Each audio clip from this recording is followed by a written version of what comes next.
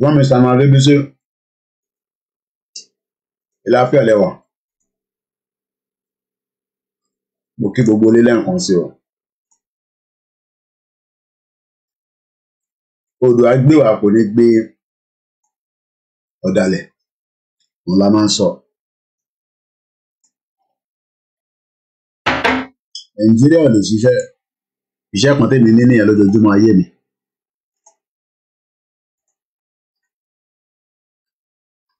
Ẹni tó wá lè ní Nàìjíríà máa ṣiṣẹ́, ó wá sọ ọ̀nà tó fẹ́ gbà ṣiṣẹ́ fún wa.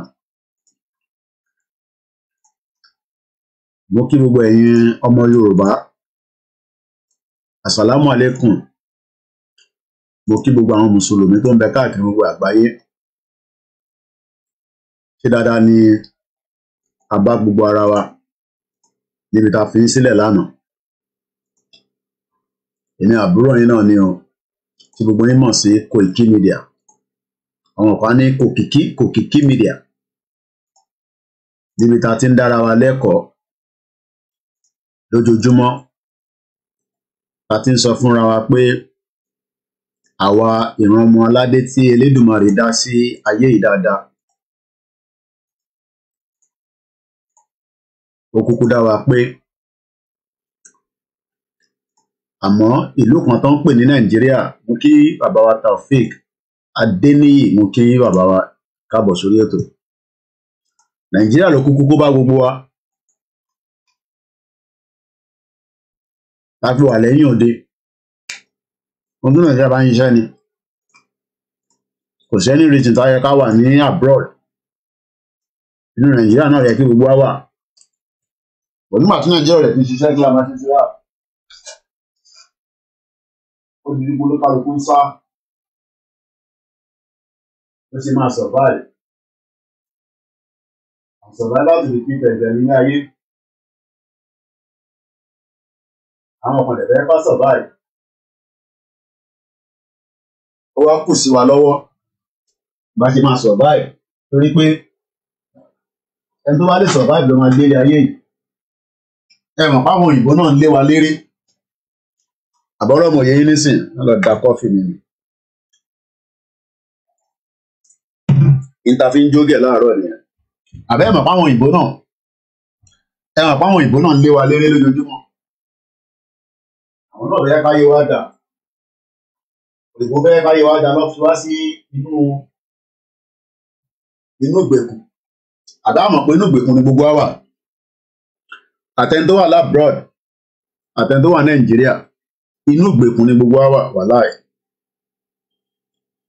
Inú ìgbèkùn. Àfi k'Ọlọ́run kó tètè ṣe ọ̀nà àwa ìran ọmọ aládé, kó tètè ṣe ní kíákíá, torí pé a ti wà marginalized nínú Nàìjíríà. And Nigeria is a bad country. Nigeria is a bad country for every one of us. Ẹ bá mi rẹ wá jẹ breakfast. Rahim Abbas, mo ń fojú kan gbogbo yín tẹ́ ṣe ń wọlé lẹ́ẹ̀kọ̀ọ̀kan. Èyí tí yan Koiki Media. Ìlàáfíà kó. Ìlàáfíà kó.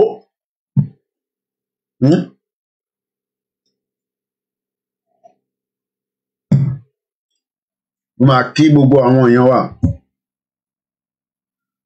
Ọlọ́run níjà jọra wa lójú o.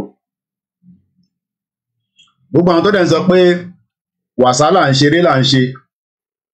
Àwọn sọ pé rékọ́ là ń ṣe. But nǹkan kan ló máa lead sí nǹkan kan tí Nàìjíríà máa fi di history. Ìwọ lọ bèrè lọ́wọ́ Soviet Union. Àbọ̀rọ̀ mi yẹn nísìn. Soviet Union náà ní agbára níjọ́ kan. Bọ̀sán kan òru kan ní agbára yẹn náà tán lọ́dọ̀ tiwọn. So ìwọ tó ń assume pé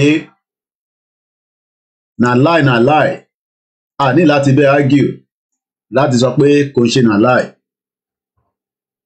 Tó bá yá ìwọ tó wà nílé tí inflation bá tiẹ̀ jẹ́, ìwọ náà rí jẹ tó rí mu. Mo kí àfà Fọlọ́runṣọ́ ìyàndá, Ọlọ́run bá wà pẹ̀lú wa. inshallah. Ó sọ pé náà láì Onígbòho ń parọ́, bàbá Akíntóyè ń parọ́, Kóìkì ń parọ́, bàbá Yílógé ń parọ́, ẹni gbogbo wa là ń parọ́. Gbogbo yín dẹ̀gẹ̀dẹ̀ mọ̀ pé Nàìjíríà ò ṣiṣẹ́. Àbáṣe máa campaign fáwọn èèyàn pé Nàìjíríà ò ṣiṣẹ́ ni.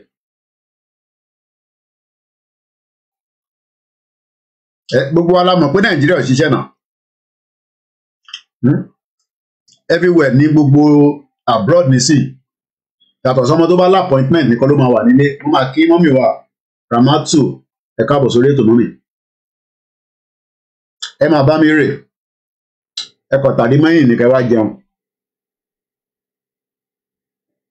Ẹ tàdí mẹ́yìn kẹ́ wá jẹun. A ní Nàìjíríà òṣìṣẹ́ ẹni kí n ṣọ́tọ̀ ẹni kí n máa bọ̀ nílé. Ṣé wọ́n mọ̀ pé kankan ló gbé mi sá kúrò Nàìjíríà tẹ́lẹ̀? Ṣé mo ṣe máa sọ ẹ́ fún wọ̀ ni? Ìwọ tó ní kí n máa bọ̀ nílé yẹn, ṣé o mọ̀ pé kankan ló gbé mi sá kúrò ní Nàìjíríà? Tí Nàìjíríà bá darí, ṣé màá sá kúrò Nàìjíríà? Bí wọn náà bá rí ọ̀nà láti sá lọ, inú Nàìjíríà ni kò dúró sí o. Kó máa sọ pé kíkó ìkí wá sílé. Bí a nígbà tí wọ́n ń ba Nàìjíríà jẹ́, bí a wọ́n dárúkọ dádì tèmi, ṣé orúkọ dádì tèmi wà nínú àwọn tó ba Nàìjíríà? Máa ń ṣáàjì gbogbo àwọn láptọ̀pù ìmọ̀. Mo ṣáà lọ sọ́dọ̀ níbọ̀ láti lọ ṣáàjì láptọ̀pù mi nísìn. Inú ilé mi mo ti ń ṣáàjì. Nàìjíríà ló máa fẹ́ ṣáàjì fóònù ẹ̀. Ló máa lọ sí ọ̀dọ̀ níbọ̀ ẹ̀ tó ní jẹnẹrétọ̀. Wàá máa bẹ̀ wọ́n pé jọ ẹ bá mi ṣáàjì fóònù yìí mọ́jú. Bí emergency call bá ń bọ̀ ò ní mọ̀. Torí mo ti gbé fóònù ẹ lọ fáwọn tó máa ṣáàjì ẹ̀. Mo máa kí gbogbo ọmọ Yorùbá. Mo kí bàbá Akíntóyè dáadáa. Mo máa ń kí dáadáa bàbá wa ṣífù máa. Mo kí bàbá ìyá wa gbogbo ẹ̀yin ìyá lálùbáríkà. Lẹ́yìn tí wọjọ́ ọ̀la pé bí nǹkan ṣe ń lọ ìta àbá tètè panú ẹ̀. Ọlọ́run má jà jẹ̀yà kú. Mo kí gbogbo ẹ̀yin tẹ́ ń báàbù ní London, ẹ̀yin bábà, ẹ̀yin hairdresser, gbogbo wọn ti wà lẹ́nu iṣẹ́ nísìn. Tó ń faṣẹ́ lọ rẹpẹtẹ lọ́tùn lósì. Mo kí gbogbo ẹ̀yin wa tí ẹ̀yin náà ń sọ fún Ọlọ́run pé ẹ fẹ́ travel out. Ẹ fi máa ṣe bí Kóìkì ṣe ń ṣe, Ọlọ́run jẹ́ lè travel. Gbogbo wa la ní ọpọlọ. Elédùmarè fún gbogbo wa lọ́pọlọ, àmọ́ Nàìjíríà ló yọ ọpọlọ yẹn, ó ti yọ kúrò lára wa. Ìyẹn la ṣe ń sọ pé the longer tá a bá wà nínú Nàìjíríà, àkóbá àdábá ní Nàìjíríà, Ọlọ́run má jà rí. Tó bá ti ní àkóbá àdá, mo kí mọ́mì wa Rosemary Orímọládé. Ṣé white garment ẹ lọ mọ́mì torí mo like orúkọ yẹn? Ó dà kí bàbá wa kan wọ́n máa ń pè wọ́n ní Orímọládé. Mo like white garment church gan. Ẹ̀mí dé o, ẹ̀mí dé o, ẹ̀mí dé. Ẹ wá wo màláìka tó ṣẹ̀ṣẹ̀ dé. Élímì, ẹ wá wo Yọ̀ǹkẹ́. Élímì, ìyá mi Queen Mọ́mọ́. Àjọ máa ń pàdé lórí comment section nínú Facebook. Ìyá lálùbáríkà, àwọn àǹtí tó dáa nìyẹn, àwọn tó mọ iyì àbúrò. Àwọn nǹkan mọ ìwà tẹ́lẹ̀ wọ́n dẹ̀ náà mọ ìwà mọ́mọ́ ní kọ́gẹ́rà. Alájà Àrìnọlá Àjọkẹ́, tọ̀wọ̀tọ̀wọ̀ ni wọ́n fi ń dárúkọ yín wọ̀ tó bẹ́ẹ̀. Mo tó bẹ́ẹ̀ kí n lárúkọ anybody lórí ká lè mi. Mo ní èmi ni last man standing nínú ta gbé dání. Tó bá ti rẹ gbogbo mídíà tó kù èmi ṣẹ̀ bẹ̀rẹ̀ ni. Ìyàn kan ni mo jí láàárọ̀ ìlú ìjọ ìgbà ó ní mo lè dìde. Tẹ́mi bá ti ní kí n dìde mo dìde nìyẹn. Ìwọ náà kì í gbọ́ ni. Ẹ̀mí dé o. Mo kí ẹ Miami Azeez, mo kí ìyá tó bí mi lọ́mọ. Èmi ni last man standing. Ẹ wá wo Láńre Lámìnà, mo kí ẹ wá wo màláìka tó ṣẹ̀ṣẹ̀ dé. Élímì, ẹ wá wo Yọ̀ǹkẹ́. Élímì, ẹ wá wo Yọ̀ǹkẹ́. Ẹ wá wo. Mo kí bàbá confam. Ọlọ́run bá wà pẹ̀lú wọn. gbogbo àwọn tó bá fẹ́ ran bàbá yẹn lọ́wọ́ ẹ jẹ́ ká mú rán àwọn ìtọ́jú kan ràn lọ́wọ́ nìyẹn. Mo kí bàbá wa Usman ìjẹ̀sìn kan lémi gbé dání o. Ọlákúnlé tó fẹ́ jẹ tó máa jẹ toast bread maize gold a ti wà nínú lecture room a ní 15 minutes ṣé ń jó fún yín díẹ̀ ṣé ń jójú àwọn ẹlẹ́mìí náà background mi délé ó yá jẹ́ ń jó díẹ̀ má wọ̀ rí o lè rí picture tó wà lókè yẹn tó bá elimi ẹ wá wo yọ̀ǹkẹ́ elimi wo yọ̀ǹkẹ́ ẹ wá wo màláìka kò ṣẹ̀ṣẹ̀ dé ẹ wá wo màláìka kò elimi ó yẹ kí n gbé Yorùbá flag mi ìyá Dagboru kò gbé flag sọ́wọ́ rí èmi ní tèmi nílé elimi ẹ wá wo yọ̀ǹkẹ́ elimi ẹ wá wo yọ̀ǹkẹ́ ẹ wá wo màláìka tó ṣẹ̀ṣẹ̀ dé ẹ wá wo màláìka tó ṣẹ̀ elimi ẹ wá wo yọ̀ǹkẹ́ elimi. Background mi lélẹ̀ torí pé kò sí nǹkan tó special tá a bá kọ́ bẹ̀ nísìn onímọ̀ tó wà lẹ́yìn ìyẹn láyé lọ pé ó mọ tó wà nínú eégún tó ń sọ fún ibẹ̀ ti gba Yorùbá nation ó mọ tó wà lẹ́yìn torí pé ti bá kọ́ bẹ̀ nísìn torí pé ó dán ìtọ́ fi bò wá lójú nìyẹn wọ́n gba original kúrò lọ́wọ́ wa torí ilé tó ń wò yìí original nìyẹn torí pé original ni torí freezer mi lélẹ̀ torí freezer mi nìyẹn oúnjẹ kúnnú ẹ̀ bùkún pò rẹ ní bá mi jẹ́ elimi ẹ wá wo yọ̀ǹkẹ́ mo like àwọn white garment mo ti lọ sí church yẹn dáadáa so ẹja close ṣé bàbá ṣé Buhari ṣé bàbá mo kí gbogbo ilé ẹ̀kan ṣiṣẹ́ ṣe láfíà mo bá yín mo kí bàbá mi Adéwọlé mo kí gbogbo ẹ̀yin tẹ́ wà lókè Ògùn mo ti jẹ búrẹ́dì náà jam àti bọ́tà náà ni Mr. Adébánjọ mo kí lórí Instagram kò ní bàjẹ́ fún yín maize gold mo gẹ́tẹ̀ ó ní wọ́n ti yank Sanjo Beauty ìyá yẹn kan pawó ni o Ọlọ́run mama tax yín o Sanjo Beauty níbi tó ti ń ṣe irun tó da irun tó máa dúró lára ẹ báyìí rẹ pé ọkọ ẹ máa rí ẹ báyìí ó máa gbé ẹ lọ fún dínà what is yank kí ló ń jẹ́ yank èmi mọ tó ń jẹ́ yank o tèmi mo sọ yank ni ẹ wá wo tí màláìka bá pé tó bá fẹ́ sọ̀kalẹ̀ ẹ rò pé à ń ṣeré mo kí ẹ jàre ọpẹ́ mo ti jẹ ní data ìwọ nìkan mo ti ra data fún mo ti ra data fáwọn tó kù ó yẹ kí n send data sí ẹ̀gbọ́n sẹ ojoojúmọ́ ló wà pẹ̀lú mi lórí program mo kí mọ́mì wa Àbísọ́lá wọ́n ní good morning èmi náà ní ẹ káàárọ̀ bẹ́ẹ̀ èmi àbúrò yìí náà ni o ìyá wa Táíwò Kíkẹ́ ọ̀nkú mi kan ló wá láti US lọ́wọ́ bá ń gbé kọ́ọ̀pù wa the Great Seal of the United States Washington DC àti ń bẹ̀rẹ̀ ètò lọ díẹ̀díẹ̀ a set of Star Radio mo kí gbogbo lé maize gold mo gẹ́sì nǹkan tó bínú what is yank kí ló ń gbà yank tẹ́mi mo sọ bẹ́ẹ̀ ni ó kù 9 minutes maize gold ò ní jẹ́ ráyè set of Star Radio nísìnyí àwọn achídẹ̀ àmà ní mi máa ń dá àwọn dúró èmi máa ń pẹ́ jù kò dẹ̀ kó máa rí bẹ́ẹ̀ atẹ́gùn ìtẹ́fẹ́ máa pọ̀ díẹ̀ o mo kí gbogbo ọlẹ́ǹkan sí o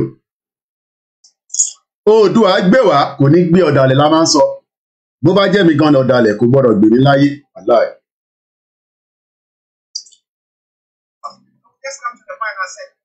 mo ti post nǹkan kan látọ̀ ẹ̀kọ́ ṣá táìmì ẹ̀ máa ń sáré ni Ọlọ́run kò ṣàánú wa. Ṣẹ́gun Yóvò àwọn tèèyàn Koiki Media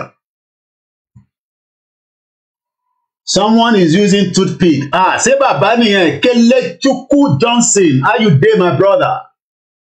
Well, okay, when you say Elimi, ẹ wá wo Yonke, èmi lèmi àdìyẹn mọ̀. Yonke yẹn mi lèmi àdìyẹn mọ̀. Àwọn tó lẹ̀mí á máa sọ mínínú ẹ̀ fún ike. Okay, tó ń sọ ni. Elimi, ẹ wá wo Yonke, ẹ pé bàbá pọ̀npọ̀n máa sọ mínínú ẹ̀ fún yín. Èmi máa àdìyẹn mọ̀ ni. Okay, tó ń bèrè nìyẹn.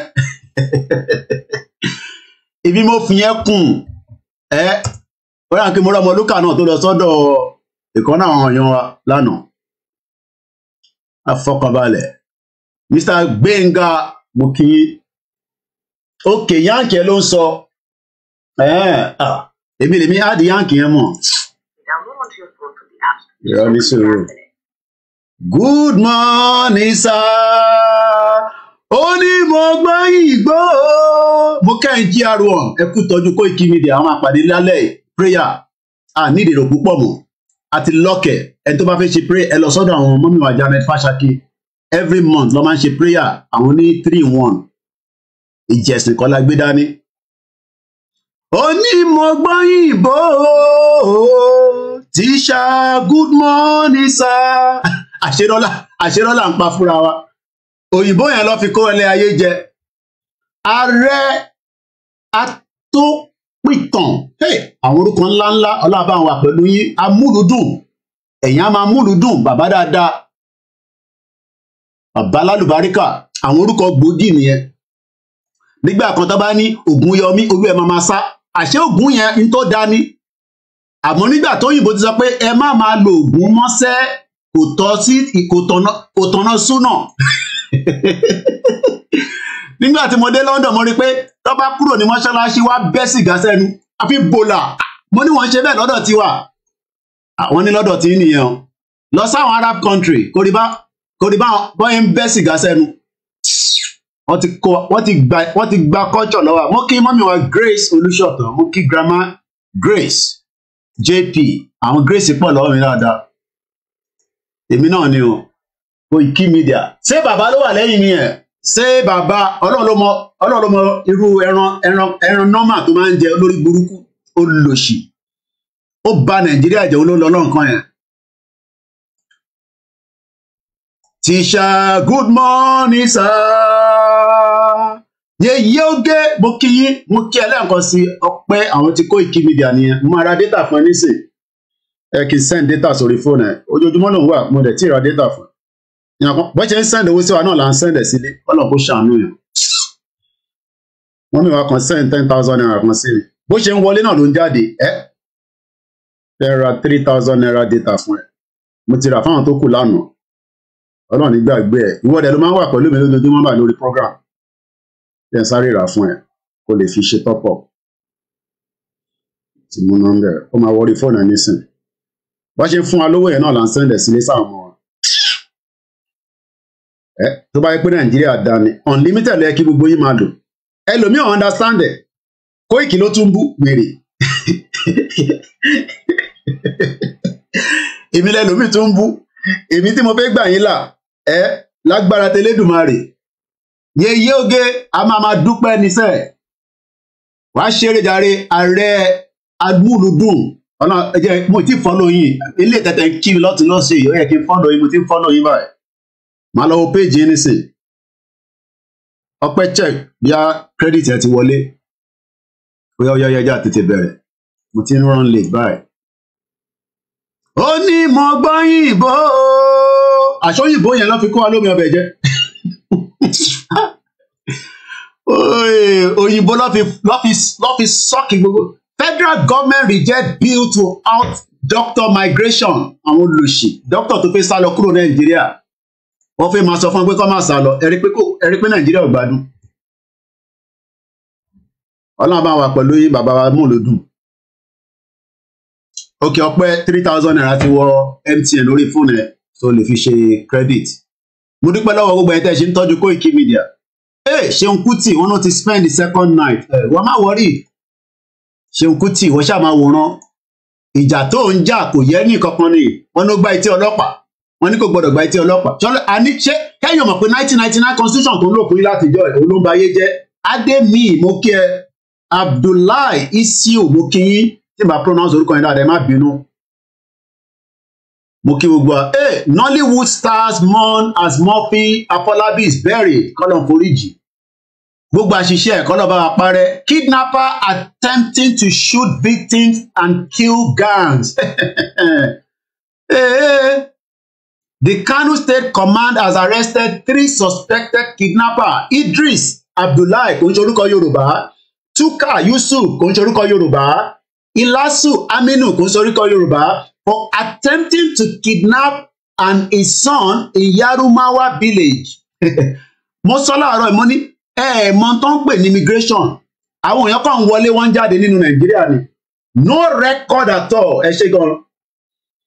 Ṣeun Olúwafẹ́mi mo kí, mo ti fi kíkí gbogbo ipa àpá láàárọ̀ ẹ̀.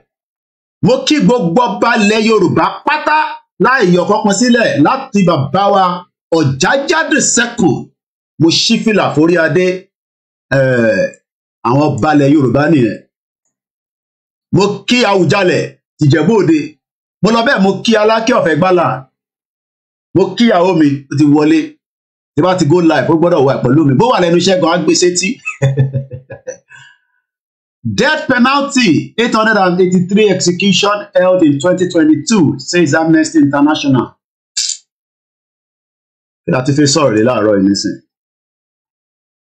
Mo kí gbogbo baálẹ̀ pátápátá ní gbogbo ìgbèríko ìyà tó ń jẹ yín bàbá. Nàìjíríà ló fà á. Ṣé Buhari ó wá tọ́jú eyín ẹ̀? Ẹ̀yin wà Nàìjíríà ẹ̀rẹ́ ní tọ́jú eyín yín. Nigeria Major General on a trial by court martial narrate how ex-army chief Buratai granted 75% discount to Aisha Buhari's family and order to buy house and property. Àníṣe Nàìjíríà ó lè gbà ní Buratai. Wọ́n ṣe kéèsì kan lọ́wọ́ ní Nigeria Major General on trial ẹgbọ́ by court martial ó narrate how Buratai olóyìn burúkú tó fẹ́ pa bàbá mi Ìgbòho Òòṣà nírí pa. Boko Haram ọmọ àlè ó ní gbogbo wọn lọ ra property sí abroad. Property kún ní Dubai yẹn. Àwọn Abdullahi dẹ̀ wà ní Dubai nísìn wọ́n rẹ ní pé ẹ wá gbélé ìlọ́fẹ̀ẹ́. Má ṣe ìyá má ti jẹ wá o. I hope everything ma go well pẹ̀lú Star Radio láàárọ̀ àná yẹn àní glitch ni. Ọ̀túnla Tèmítọ́pẹ́ mú kí Muhammadu Jamiu. I greet everybody wey dey for the Hausa side. I greet Igbo people. I greet Kanuri people. I love una but I no want us to be in the same country. Southwest Outfit Amotekun Operative torture teenager to death. Amotekun báwo lẹ́yìn náà tó wá bẹ̀rẹ̀ yẹn kẹ̀ máa nà yan pa. Kí la wá pọ̀n sí báyìí torí Ọlọ́run. Tó yẹ ká Àmọ̀tẹ́kùn tún máa nà yan pa torí 500 naira. Àwọn náà tún lo agbára ara tá à ń sọ náà nìyẹn. Good morning, Mr. Koiki. What Seun did not meaning yet. Òyìnbó ti pọ̀ jù. When dog is biting someone, they did not know when human being would bite back. Bẹ́ẹ̀ ni Mr. Abdullahi. Òyìnbó kọ́ ni language wa máa bínú ẹ pé Yorùbá lẹ kọ́ ní sèmi náà lè máa lè kà. At least ẹ tẹ̀ gbìyànjú díẹ̀. How electoral body INEC government official change Tinubu Peter Obi score during presidential elections. Story for the God. 11 ti lo mulẹ̀ ti change aṣọ. Àbí ká wọṣọ ilé ká fi ṣe Star Radio. Ọya ẹ máa gbọ́ Star Radio lọ mò ń bọ̀. Mo ní láti dìde. Bọ́bá dẹ̀ ti ń lo àwọn orin wọn yẹn máa affect YouTube mi. Fẹ́ kí n lọ play nǹkan míì. Ó ní mo ẹ jẹ́ sáré switch background mi so that wọ́n máa fi dé everything àti set.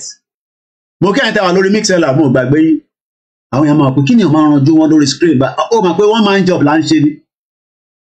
Àwọn tó ń ṣiṣẹ́ ní BBC wọ́n náà tó ń ṣe gbogbo eléyìí tèmi ṣe. So ìyẹn làwa ṣe máa ń ẹja lọ bẹ́ẹ̀ so everything ti set. Àwọn èèyàn wà ní Dubai tí à ń jẹ. Àwọn Nigerians kan dẹ̀rọ alépa síbẹ̀. Mo bẹ̀ já máa play Janet kì í sáré lọ fi Arabani gbowó. Mo kí mọ́mí wa Grace Olúṣọ̀tọ̀ lẹ́ẹ̀kan sí. Sammy Smith mo kí ẹ máa gbádùn eléyìí lọ́mọ bọ̀. àsìlò ìdájí ni mo reduce sí 70%. Ó yá gbóhùn sókè Koiki Media gbá sókè èmi mo ní gbogbo lé nísìnyí ní quiet ń bọ̀. Araba níṣẹ́ araba ní. Araba yìí kò máa gbọ́dọ̀ wọ́. Araba ní ilé gbọ́dọ̀ wọ́ lọ́wọ́. Araba yìí kò máa gbọ́dọ̀ wọ́. Araba ní ilé gbọ́dọ̀ wọ́ lọ́wọ́. Aṣọ yẹ kò máa gbọ́dọ̀ gbé. Araba ní ilé gbọ́dọ̀ wọ́ lọ́wọ́. Ìjìyà yẹ kò máa gbọ́dọ̀ gbé lọ. Araba ní ilé gbọ́dọ̀ wọ́ lọ́wọ́. Ìtọ́ ayé kò máa gbọ́dọ̀ pa ó. Araba ní ilé gbọ́dọ̀ wọ́ lọ́wọ́ jọ. Kò máa gbọ́dọ̀ wọ́ onílé wò é.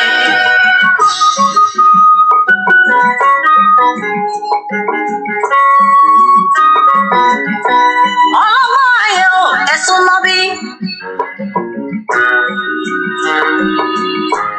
Olóyè ayé ẹ máa bá mi ká lọ. Ọkọ ìgbéyàwó ọ̀rọ̀ ilẹ̀ ẹnu mi. Mo ní igi lámbẹ́ nígbò ìgbò.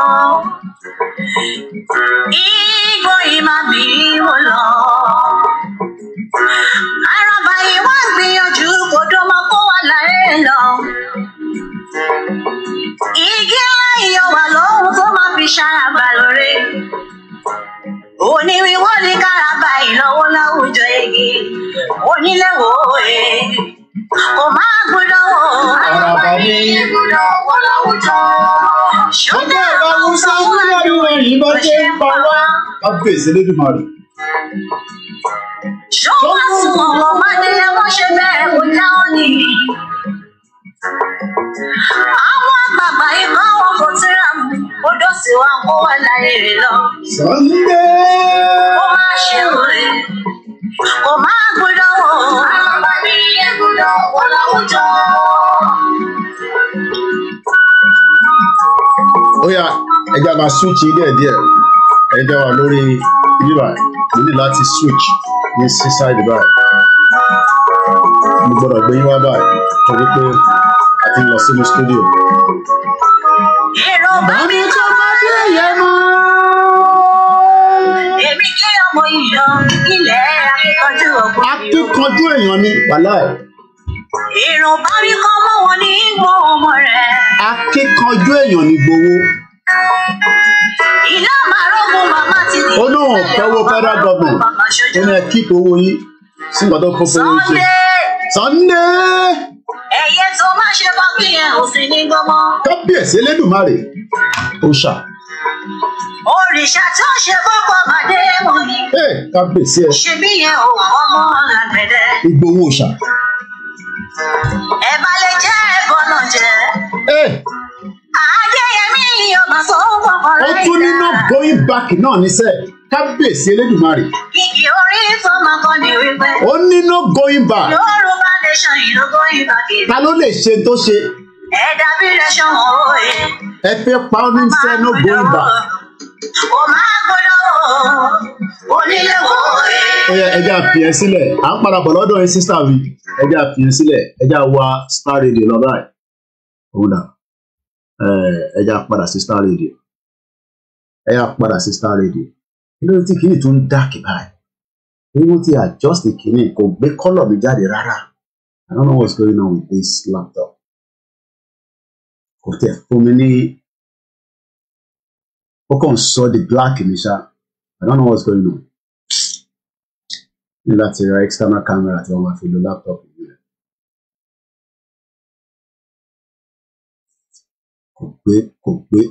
Kò gbé projection yẹn dáadáa. Kí ló dé tí Achi ò ṣó níbí báyìí? What's going on? Achi ò tí padà ní. Okay. Ẹ wá delay.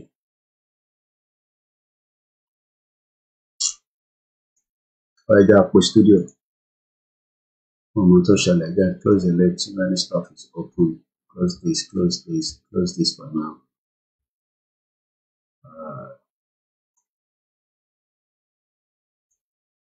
So let's go. I hope everything goes as smooth as possible. So let's go.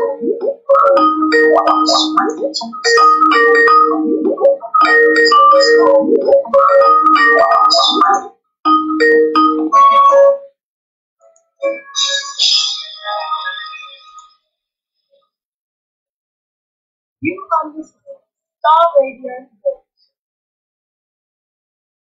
Welcome to the program. It's Star Radio UK, your favorite African Caribbean radio station in London. On now, 7 minutes past the top of the hour, and I know I've got the one and only, the white lion himself, Mr. Lion Quality. So let's go to Yomi, and let's say, Yomi, good morning to you. Well, good morning to you back in the studio, Mr. Archie. Good morning to all our listeners. Good morning to our viewers as well from different parts of the globe and those that have connected on the sister broadcast. I say welcome once again to the 16th day of May, 2023, as it's just 7 minutes past as we go into some of the news update coming out of Nigeria today. Yes. How are you doing and how is the family? Well, I'm doing very well. The family is doing as great as usual. As the part of UK, England, as the GCSE kicks in, we continue to pray for all the Africans and the non-Africans, the Caribbeans, where the children are, going into the second day of those exams. So, we're grateful. And as I always say, education is the backbone of any family. And that has been one of the most cherished things, especially with the YòRÀBÁs, when we were in the regional government of the late Obafemi Awolowo. Education was extremely free. And when I say extremely, it was extremely. But today, while I was listening to one of our sister broadcasts in Nigeria, teachers are no longer in the primary school. And that literally means that, more students would not be able, to get to school. That is the late Obafemi Awolowo there. He wanted education. And that is why today, so many Yoruba people, and likewise Hausa, Igbos, and the other tribes are doing extremely well outside the shore of Nigeria. The question again is, when is Nigeria going to get it right to give education to every part of the country? Star Radio UK, we kickstart that way, and I come back again to you in the studio. Well, listeners, Mr. Live, for you. We have our awards, our children here being educated, some of us came here, educated ourselves, some more. But I would say, at a time, when we look at the population of the country, it was good. We were able to do that. Is it because people who were managing at the time were managing very well? And what has happened after that? And that is the question on the legs of those people. And if we say we want to go on to give education to everybody, are we able to afford that? I want to say, yes, we can. Looking at the one-ton dissipation of state funds by those in authority, why not? Why not? We'll be able to do that. But one thing about all that, it is all coming away from Star Radio. It's all right, we go again, bringing you updates from Nigeria. But let's start from the election. Now, yesterday we were talking about the fact that they were saying that there's been a huge gap between officials of the country and citizens. So there is that serious one. And now for the BBC to also come out and say that, look, electoral body INEC government officials changed Tinubu with their own scores during the presidential election, hired questionable individuals. So you look at that and you ask yourself the question, whoa, what exactly is happening there? Young.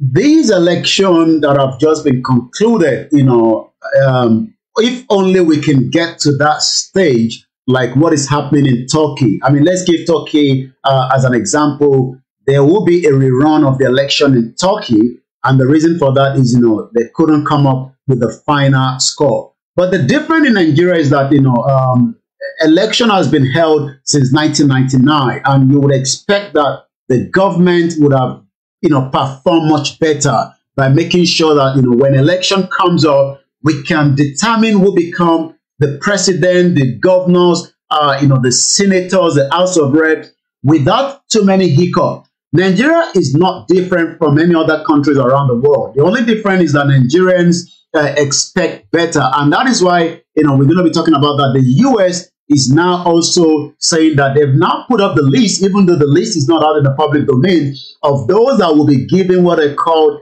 a visa restriction to US. Is that going to make any changes to the democracy that we are facing in Nigeria today? The headline says, our electoral body, which is INEC, the Independent National Electoral Commission, government officials, change Tinubu Peter Obi's scores during the presidential election, hired questionable individual to read result. This is now coming from the BBC. Although the opposition parties, especially the PDP and the Labour Party, have rejected and are challenging the outcome in the Election Petition Tribunal, the President-elect Bola Tinubu is due to be inaugurated, in the next less than 14 days from today. But according to investigation by the British Broadcasting Corporation, which is where we pay our tax here, so when they do investigation, it shows that our TV license is also working.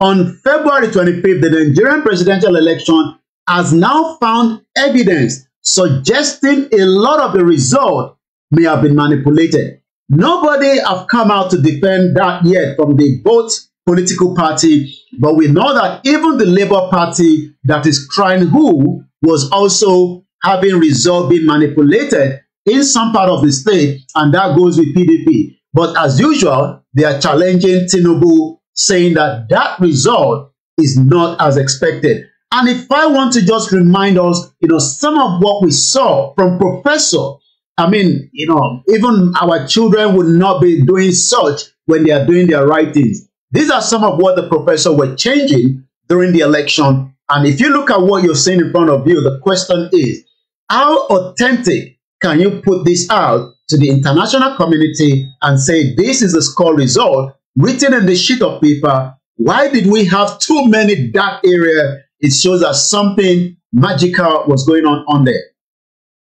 Interestingly, the BBC seemed to be saying that the results, the anomalies that we're talking about in Rivers State, to be particular, or in particular, wasn't one that will actually change the results. So there was some manipulation here, but well, I mean, they could say that the one in Rivers State might not change it, but that is the one that they are talking about. I mean, let us remind ourselves that the transmission that was INEC told every Nigerian that they will be transmitting from the polling unit. That never happened, and we saw other areas. So maybe the investigation was focused in Rivers State, and we do know that sometimes the BBC can be a little bit partial. Could it be because Rivers State, where the governor of Wiki say Wiki is there? Could it be because we know that the way the Western media operate, sometimes they put in their resources to investigate something, but they are probably left alone the northern part of Nigeria where there was a lot of manipulation as well, and likewise in the southwest where ballot boxes were burnt down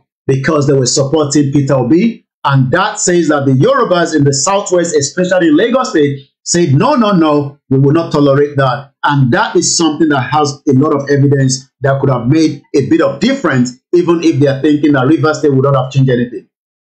Okay. So collectively, we could have changed a lot of things there. Yeah. All right then. Those are some of the results that Oladipo is displaying behind him. Displaying behind him there. Tinubu 8.7, and then we have what do you call it? Atiku 6.8, and then we have the Labour Party 6.1, and then we have Pampaso coming at 1.4. But looking at that, and the fact that there's some speculation going on talking about the US banning some of the some individuals in Nigeria.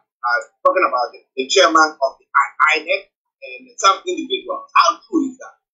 Well, yeah, that is true. The General Secretary, Anthony Blinken, actually told us yesterday that the U.S. have now put together names of people that was not yet have not yet been revealed, so we don't know who is in that particular list. But yesterday, at about 1800 hours, this was released by the United States of America, taking steps to impose the visa restrictions on individuals involved in undermining the democratic process during the Nigerian 2023 election cycle. The United States is committed to supporting and advancing democracy in Nigeria and around the world. Today, I'm announcing that we have taken steps to impose visa restrictions on specific individuals in Nigeria for undermining the democratic process during the Nigerian 2023 general election cycle.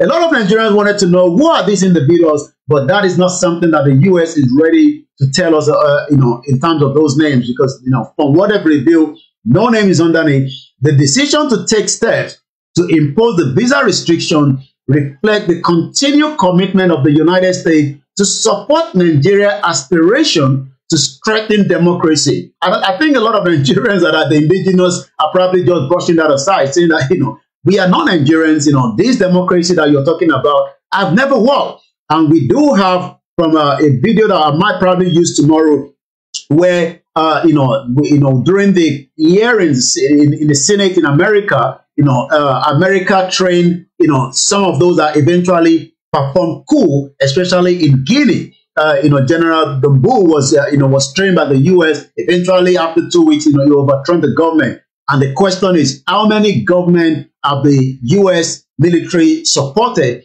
to overthrow power? So a lot of indigenous people have responded, and some Nigerians as well. Some of the comment coming under it says, Ebuka said, it is nonsense. It makes no difference. Paulian said, thank you. Do more. Do not legitimize an illegitimate government. You wouldn't allow an indicted drug felon to be your president. Also, Peter says, dear Secretary Blinken, this list must include Musiliu Akinsoya, born 14th March 1975, popularly known as MC Oluomo. Otherwise, we are just playing. There is a list that I have. MC Oluomo's name is on. Okay, you got a list where his name is well. I mean, this. Yes. So this one says, kindly publish their name. Doing so will serve as a deterrent next time. So I am so happy to hear.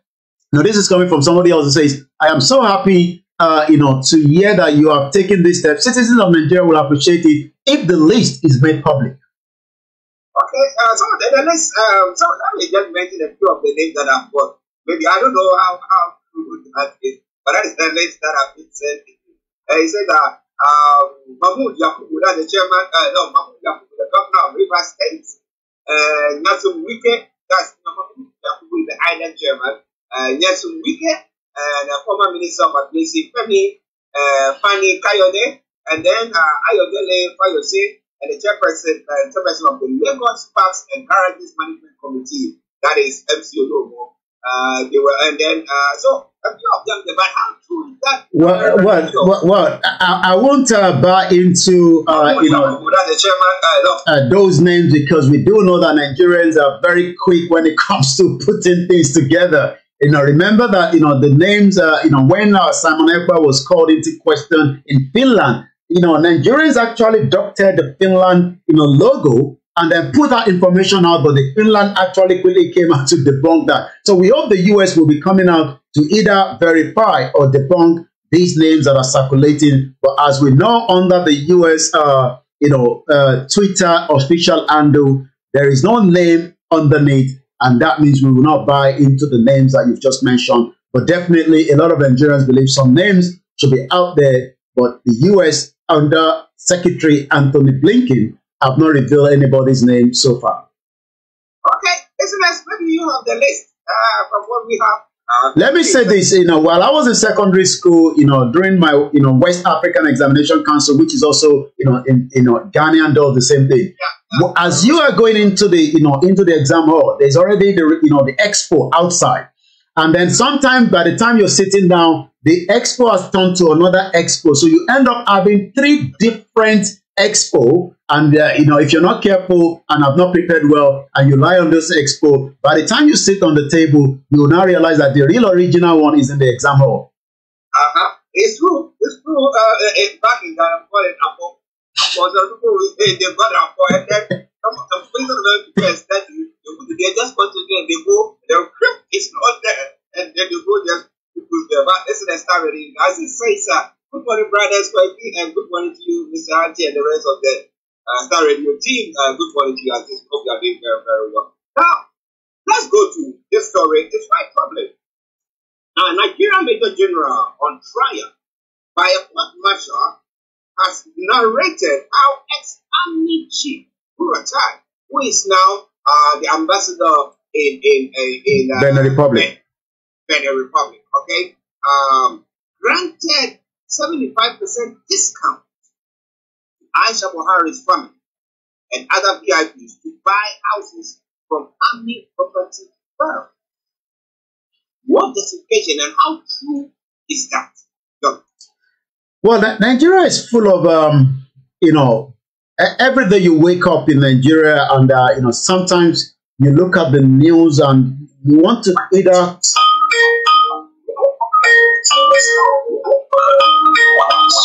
Okay.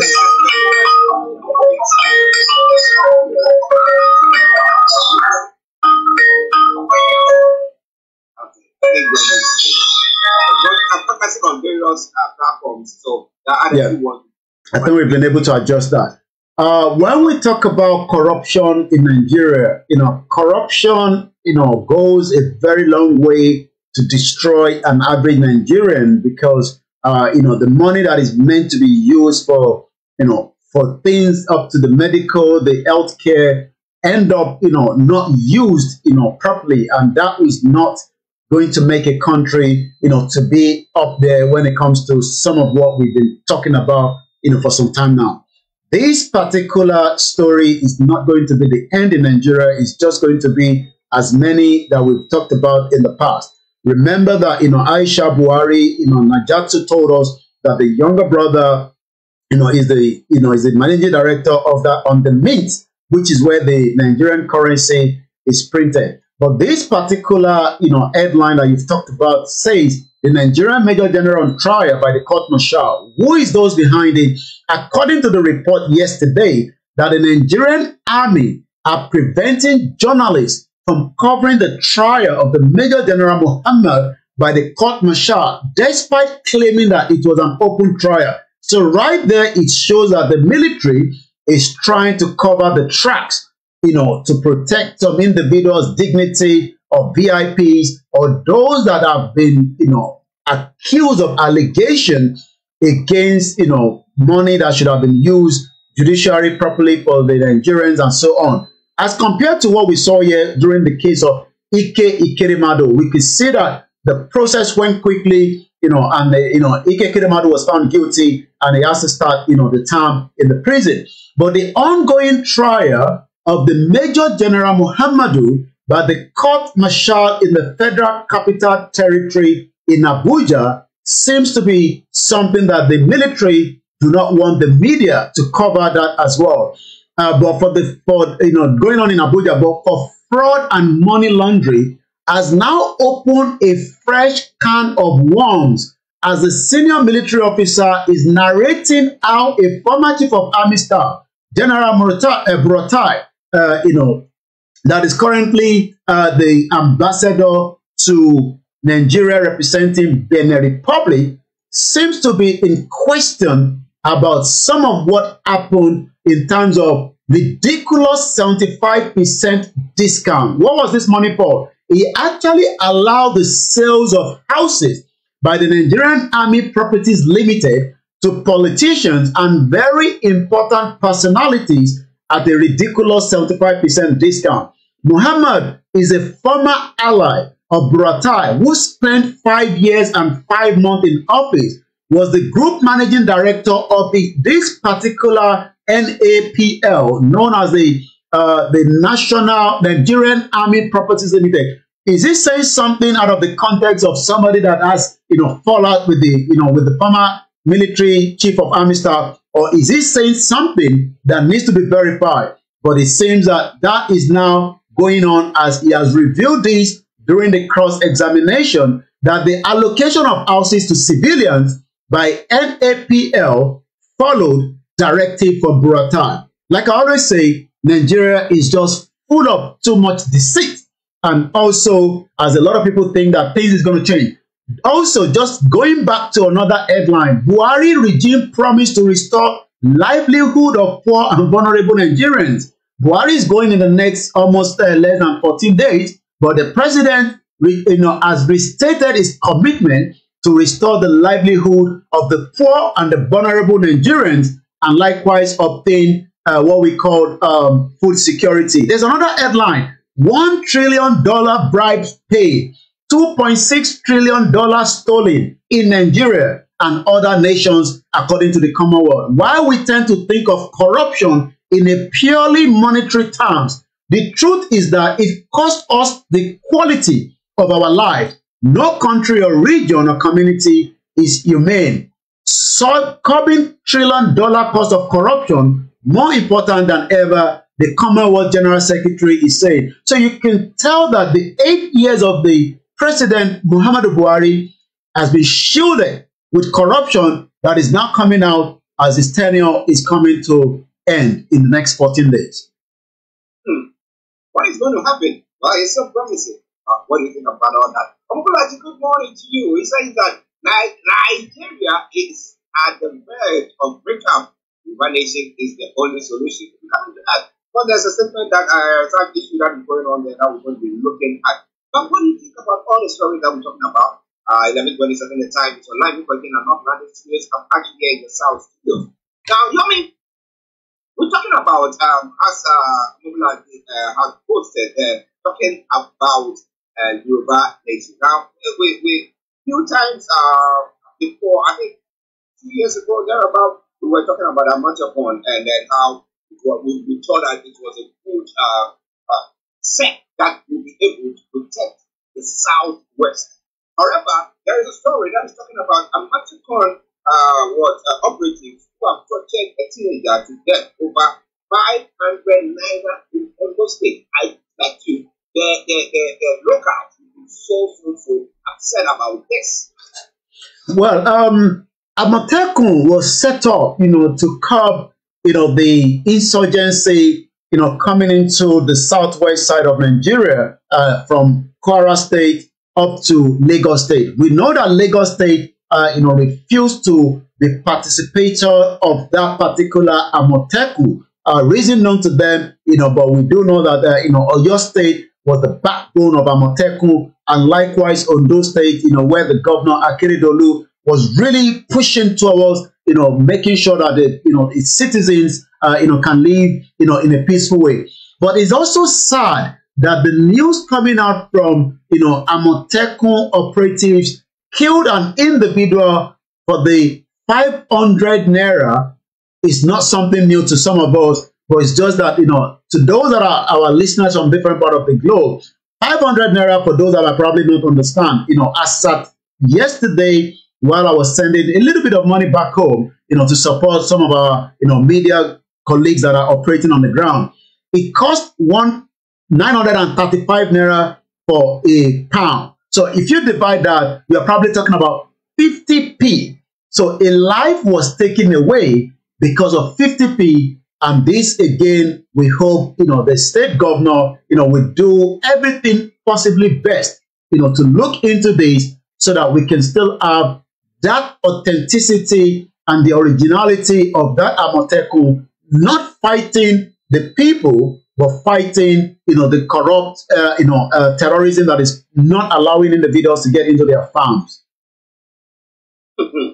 Well, so that's where when it comes to, we talk about Yoruba Nation, we talk about the fact that we think that when we put it Yoruba Nation together, or as the ICOM or the people who also say, oh, they have their own. And this actually happened in one of the states that supported Amotekun. This took place in Ondo State, where the 14-year-old boy, identified as Ayomide Adegalahu, has been tortured to death by the operatives of the Ondo State Security Network Agency, more commonly known as Amotekun. It was learned that the teenager was tortured to death over 500 naira at the Ogbonkowo area of Odojumu in Ondo State in the southwest local government area. Ayomide was living with his stepmother, who was said to have gone on hawking cooked rice, but he was unable to give an account of a missing 500 naira on the sales. The stepmother, however, was said to be angered by the inability of the young boy to explain how the money got missing.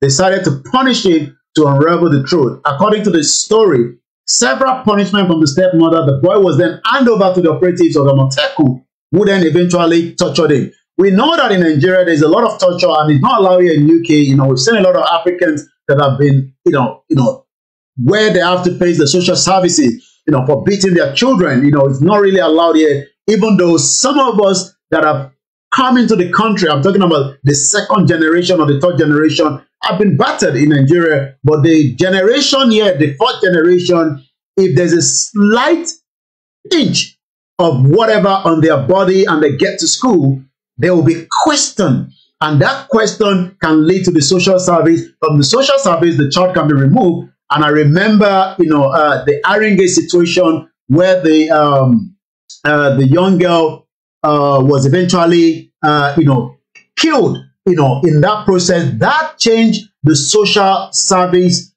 situation then, which actually made a lot of impact. But eventually, as we know, we do not have that system in Nigeria.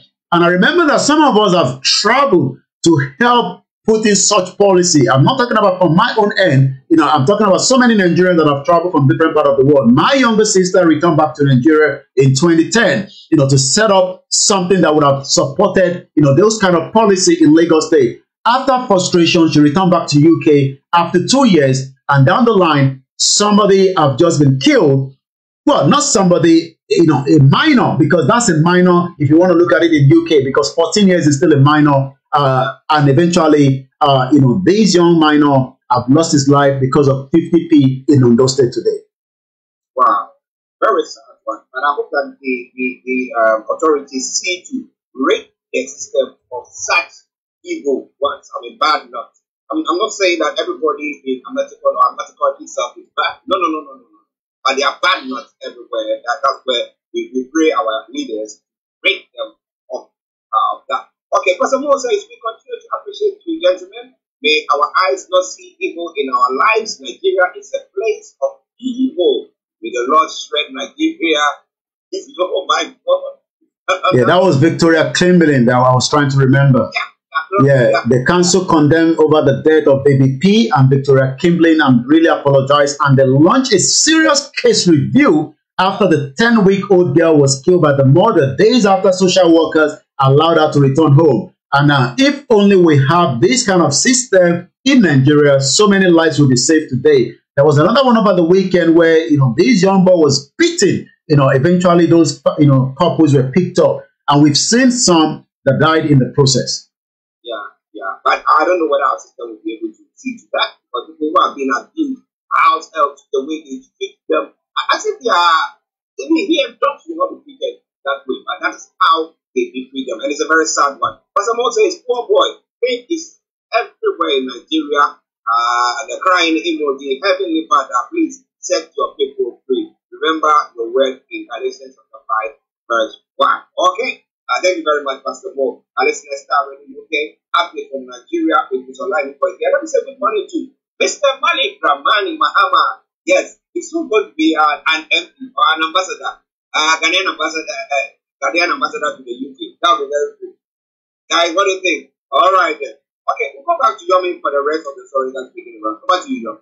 Well, the NYSC is one of the, very important, part of any Nigerian, especially if you have gone to the university or the polytechnic and you're coming out, you are have to serve a 1-year program, to part of the way the country, constitution says. So many Nigerians have got different experience, it was meant to also be where you can be posted to the northern part of Nigeria until so many people started, manipulating it. And then if you get a posting to Jigawa and you look up to what is happening in Jigawa, you work your way back, to Lagos State or somewhere much closer. But it is actually celebrating the 50th anniversary. NYSC anniversary corpus provide cheap labor, improve elections integrity, says Jega. Jega was a one-time, INEC chairman before Mahmoud. The young men and women have contributed to the Nigerian economy,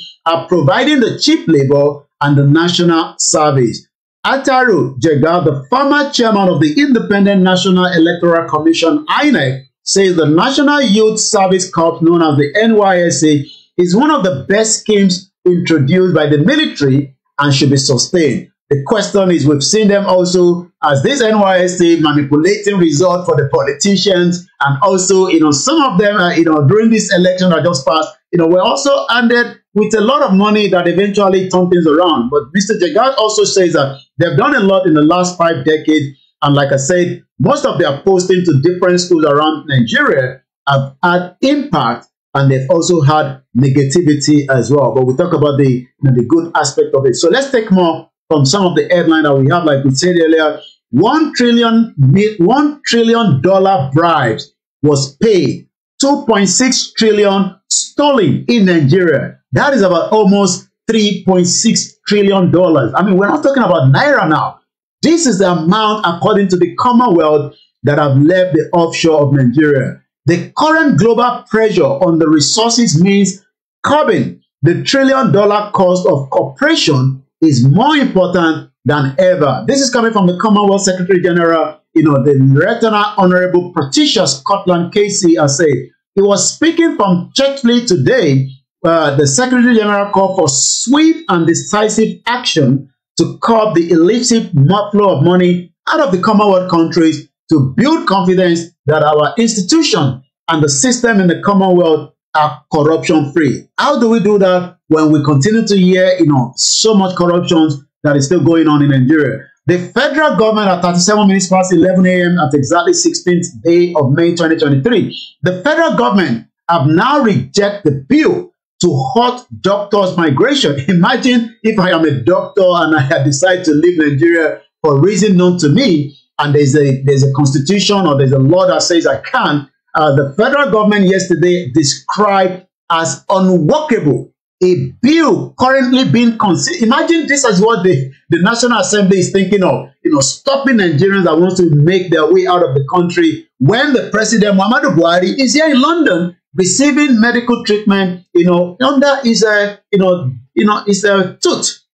So you wonder, why then a bill is the proposer with everything happening in Nigeria today, when there should be bills to support, those that have been, those that have disability, those that have been tortured, like we just talked about today. But it seems that the Senate are much more interested to stop Nigerians, knowing fully well, like somebody like Ike Keremadu was going to spend about £80,000 at the Royal Free to get a medical treatment for the daughter, when he would have done similar things to so many Nigerians that could not get dialysis in Nigeria because it's quite expensive.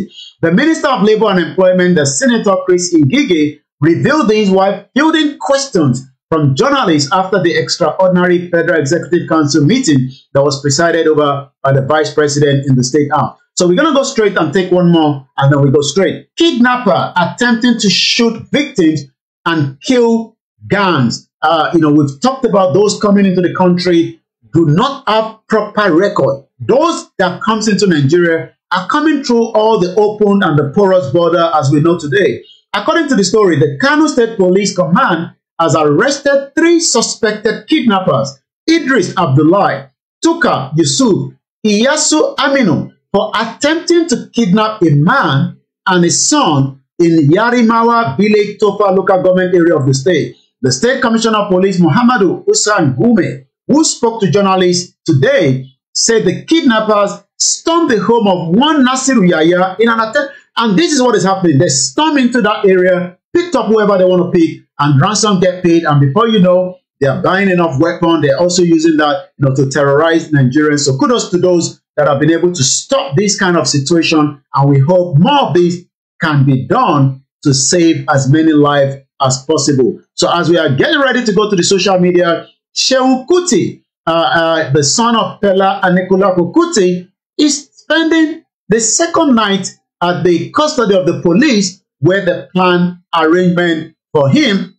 for slapping a police officer. The Lagos State Police Command yesterday has said that the Afrobeat musician Shehu Kuti will be taken to court for arrangement for assaulting a policeman on duty in Lagos on Saturday that was captured in a viral video that have gone around the world.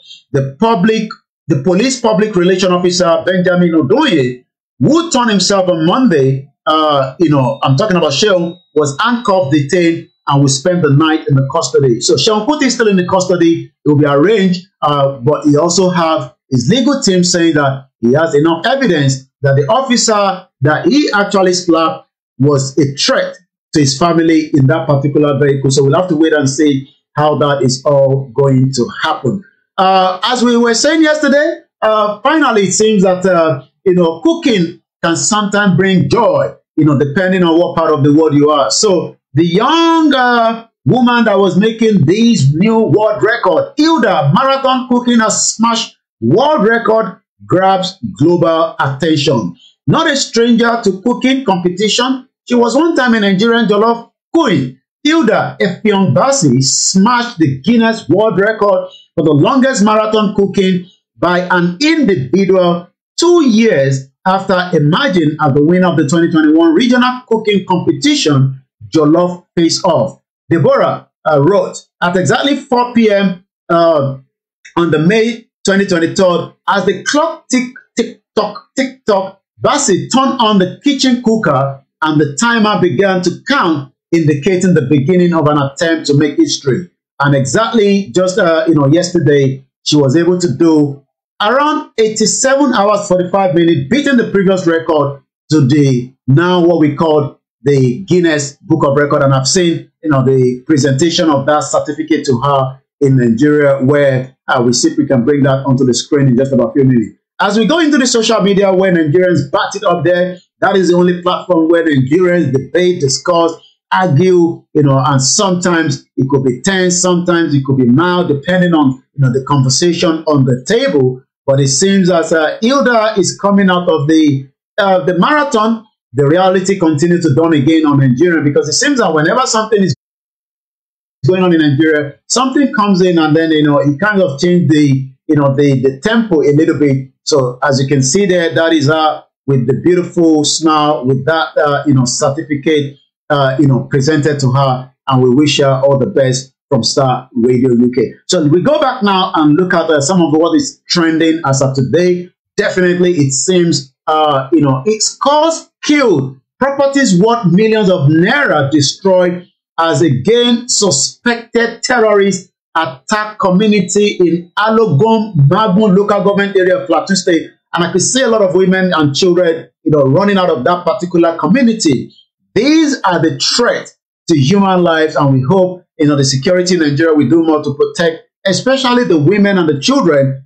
These all happen towards the wee hours of today, 16th. And like I said, we can't show the video, but I could see a lot of women and children, all running out of the community where Fulani terrorists have again attacked as well.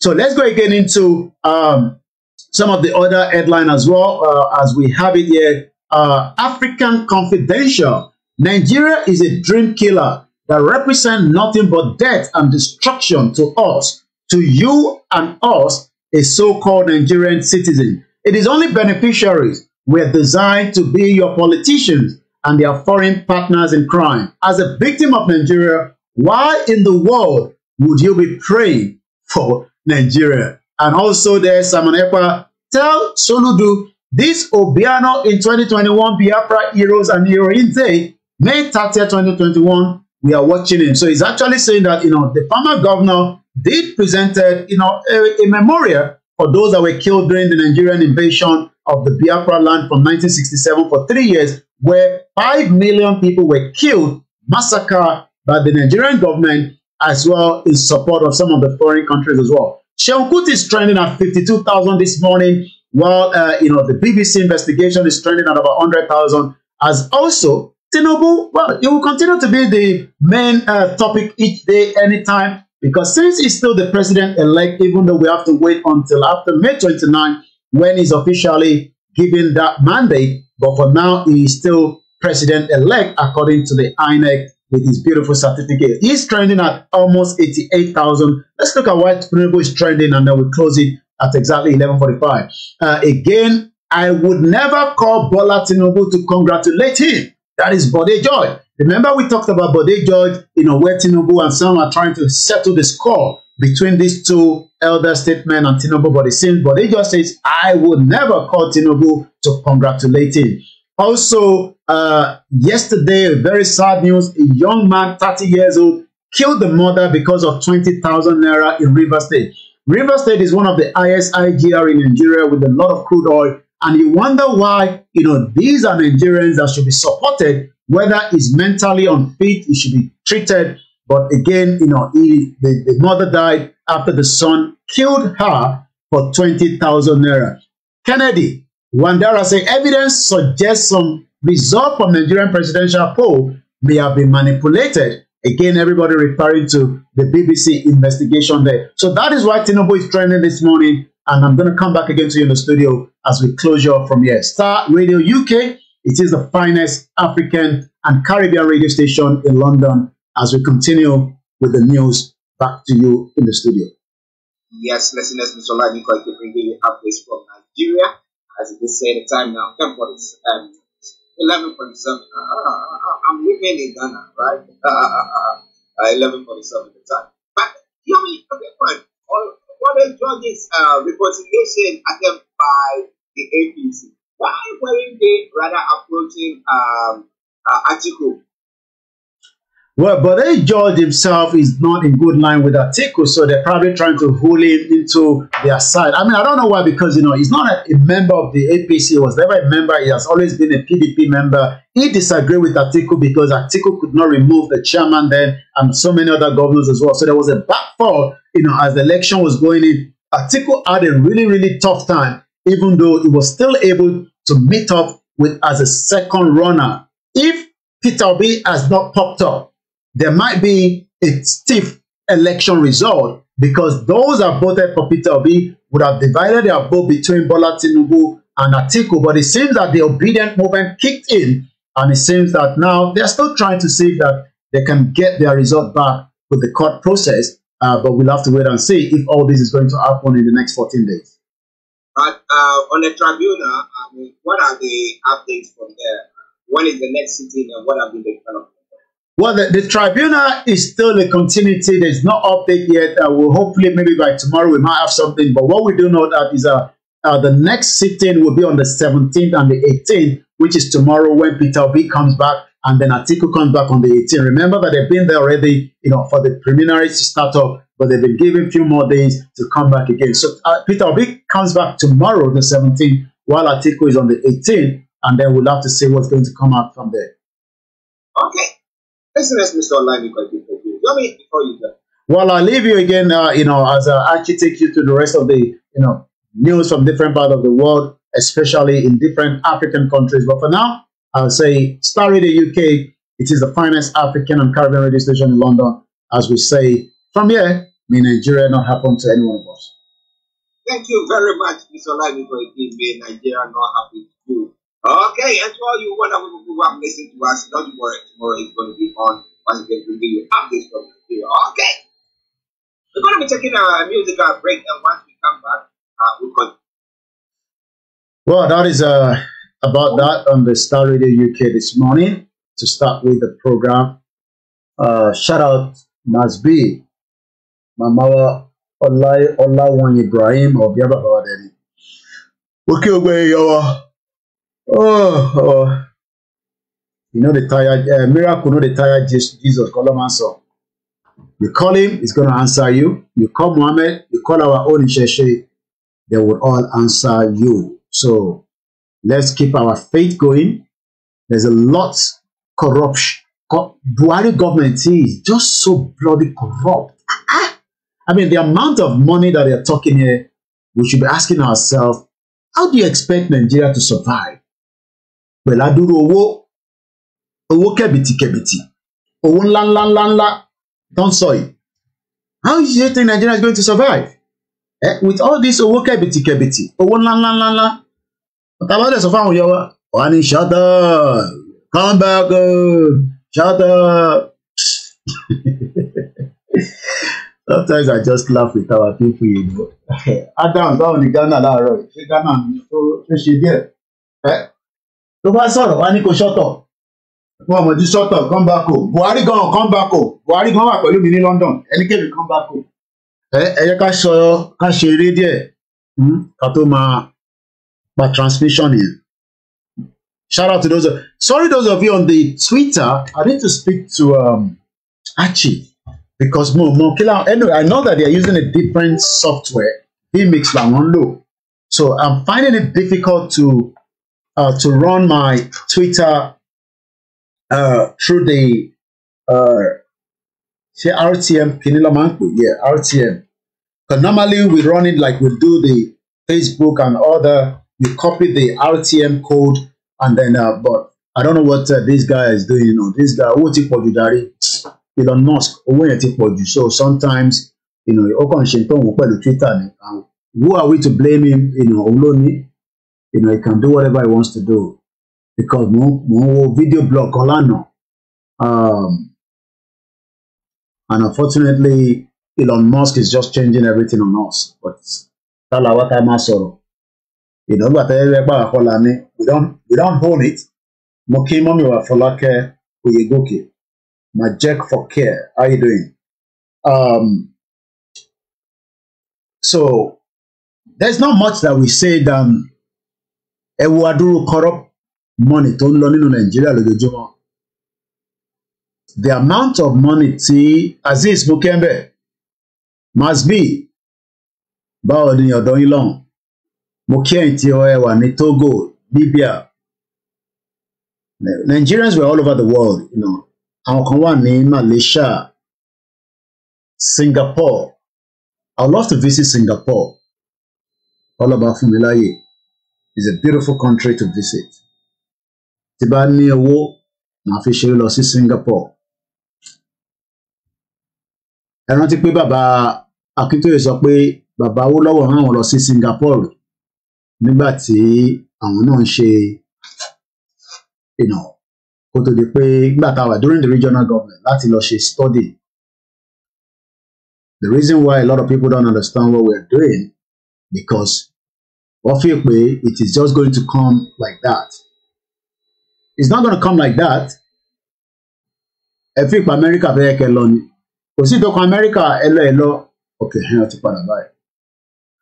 Mo kí ìmọ̀mí wa Adétutù Ìjádòwe. Mo kí Jaya ẹ̀gbọ́n mi àtàtà. Àbọ̀rọ̀ mi yé nísìn. Kò síbi tí ìlú kan fẹ́ jẹ́ kíyàn kan lọ. Àwa là nígbà ni. Because they don't want us to go because Tabati Lord, then where are they going to get all the resources? Do you know how many resources? DJ Simplicity, Mokin Temilori, Mixella, Salah Baba, Comrade Plan B, Mokia. Oh, Sikalo Mini Daji Monotisu, not in one life. Me can be 2:30 Laroy. Because I want to comment the Galau Baba, to go up or do that no comment. Allah Baba Polo. Aboro me innocent. Nigeria is full of deceit. Expectation ọ̀pọ̀lọpọ̀ èèyàn nínú Nigeria ó high gan. I don't know why, but the expectation is high. Ó tó jẹ́ mẹ́ta tí mo ti gba call ẹ̀jẹ̀ wọn kò fún line. After ìsinmi ìdìbò ọba àjọkẹ́ ayé àṣàkẹ́ ọ̀hún. Ọba tó rí inú tó mọ yìí tó mọ gbogbo tó ń lọ. Ti nílò ìkápẹ́lú máa ṣe lọ ẹ̀ ṣe sí ilé. Ẹ máa bẹ̀rẹ̀ pé Koiki kí ló ṣẹlẹ̀ atẹ́gùn ẹ̀ ti pọ̀ jù. Ẹ jẹ́ ń ṣí phone line ó tójọ́ mẹ́ta tá ti gba call lórí show wa a kàn ṣe program àti ẹ̀gbà call rárá. Ẹni ní kí n bọ́rọ̀ òun ó ní bọ́rọ̀ òun lówó àbí kí ló ní bọ́rọ̀ òun. Bẹ́ẹ̀ mi gan bá rówó lọ́wọ́ yín màá gbà. Àwọn èèyàn rò pé bí a ta bá ṣe jókòó sí bíbá ẹ̀ á dúpẹ́ fọ́lọ̀ máa ní. Àṣírí wọ̀ kì í tú sí ìta. People expect that because they see me like this, you think like I am your politician that have corrupt money. Àwọn olówó yẹn, èèyàn kan ní kí n yá àwọn owó náà dà. Mo kí ẹ̀gbọ́n mi Yẹmí Fátókẹ́, àwọn yẹn ṣì ń send owó sí mi láti Nàìjíríà. Ẹni tó fún mi ní 10,000 nísìnyí mo ti send 3,000 owó credit sí kan náà mọ́ wa kó fi ra data. Ẹ tó bá fi pè kí ló dé sí nọ́mbà yẹn ò já ok. Àìbò ni nọ́mbà mi wà kí ló tí kò sí lókè mi.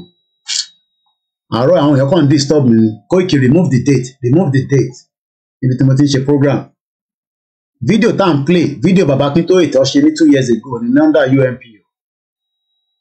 So now I can't see my number. Number ẹ̀ máa ń wà lókè mo mọ̀ tó wà mọ́ nísìnyí.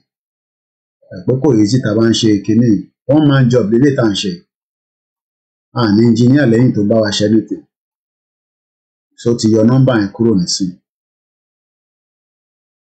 Èní ní 16 èèyàn kan pè mí nìkan náà bọ́ ọmọ mi kan ó ní òun rí date tí bá ń lo mobile phone ẹ lè rí date but tí bá ń lo software date wà nísàlẹ̀ tó bá wà bold enough ẹ jẹ́ kí n mọ̀ mo lè bold ẹ̀ jù bẹ́ẹ̀ lọ but I think it's more than enough if not ó máa cover screen too much ẹ jẹ́ lọ mú telephone number jáde studio number ẹ̀ fún lílé ṣé wọn lè lè ṣá orí studio number wa ok kí ló dé tó wà níbẹ̀ yẹn ọwọ́ mi ti move ẹ̀ nìyẹn kò yẹ kó wà níbí bá studio number nìyẹn òun ló wà lábẹ́ sí bàbá yẹn gbogbo ẹni tó bá fẹ́ pè studio number Koiki Media nìyẹn bóyá ẹ kó wà nìyẹn so mo ka comment mi o Olúwamúyìwá ni how many people was arrested for killing Ṣeun Grand ẹ má dáhùn lóhùn látijọ́ tó ti pa grandma Ṣeun Kútì àìtí rí closure sí pé ẹni báyìí sójà báyìí wọ́n dẹ̀ ní nígbà Ọbásanjọ́ ni if I'm wrong ẹ correct me wọ́n nígbà tí Ọbásanjọ́ wà ní power ni wọ́n lọ attack ilé yẹn mo kí mọ́mí wa Christina Adémọ́lá bẹ́ẹ̀ ni àṣírí ẹ̀kọ́ kì í tú lójú ewé so I mean I wish I have the fund to help as many of you but the only thing tí a lè ṣe náà lélẹ̀ tá a ṣe ń sọ pé let's put a closure ẹ jẹ́ agbójú sí bàbá kúrò ká fi ojú bàbá tiwa sí jàre sí bàbá òṣìwò wọn àpéyàn kan fi pè no ẹ má pè tó bá ti ń ṣe studio number nìkan sí àgbàtà ní kẹ́ pè ní sí àwọn tó ń pè tún pé nọ́mbà tẹ́ ń pè sí ẹni tó ń ṣe Twitter ibi studio number ló wà lókè ẹni tó bá fẹ́ pè ẹ pè sórí sí ẹ ká fi ilé síbẹ̀ for now. 1999 constitution ṣóun náà ni Tinubu máa fi ṣe gọ́ọ̀mẹ̀ntì ẹ̀ ẹni ní bọ́rọ̀ ọ̀hún lówó bẹ́ẹ̀ mi gan bá rówó lọ́wọ́ yín máa gbà ẹni ní àwọn lose bàbá wọn. Good morning sir I lost my dad yesterday night àforíjì wọn láti sọ báyìí may his soul rest in peace.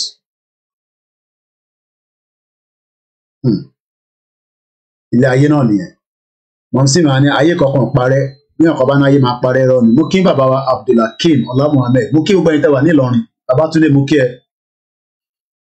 bí ọ̀kan bá sọ fún yín pé ayé máa parẹ́ bàbá irọ́ ló wà bẹ́ẹ̀ èèyàn inú ẹ̀ ló máa kú a máa kú wọ́n máa bí àwọn kan sí a wà ní 21st century nísìn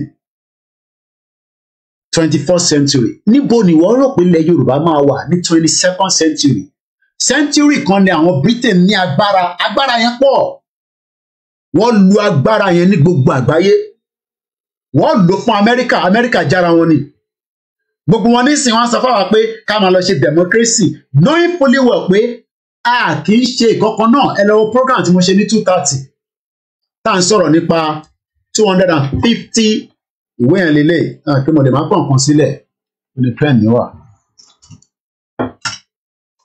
ǹjọ́ kànyàn ní mo ka comment kan ó ní why don't you get yourself together ó lè ṣe ṣe BBC platform lóko ṣé n tẹ́mi sọ BBC ń sọ ọmọ àlè ó ní tí bá ti ń ṣe program ó ní mo máa ń wá nǹkan máa mú nǹkan wèrè ṣé bíbá jẹ́gẹ́ bíi Channels television ẹ lọ wo program tí mo ṣe ní ìdajì àárọ̀ ẹ̀ ní 2:30 nígbà tẹ́yìn sùn èmi àtàwọn ta Amẹ́ríkà lájọṣe àti Canada àtàwọn Arab country tí àwọn èèyàn wa tó wà ní Dubai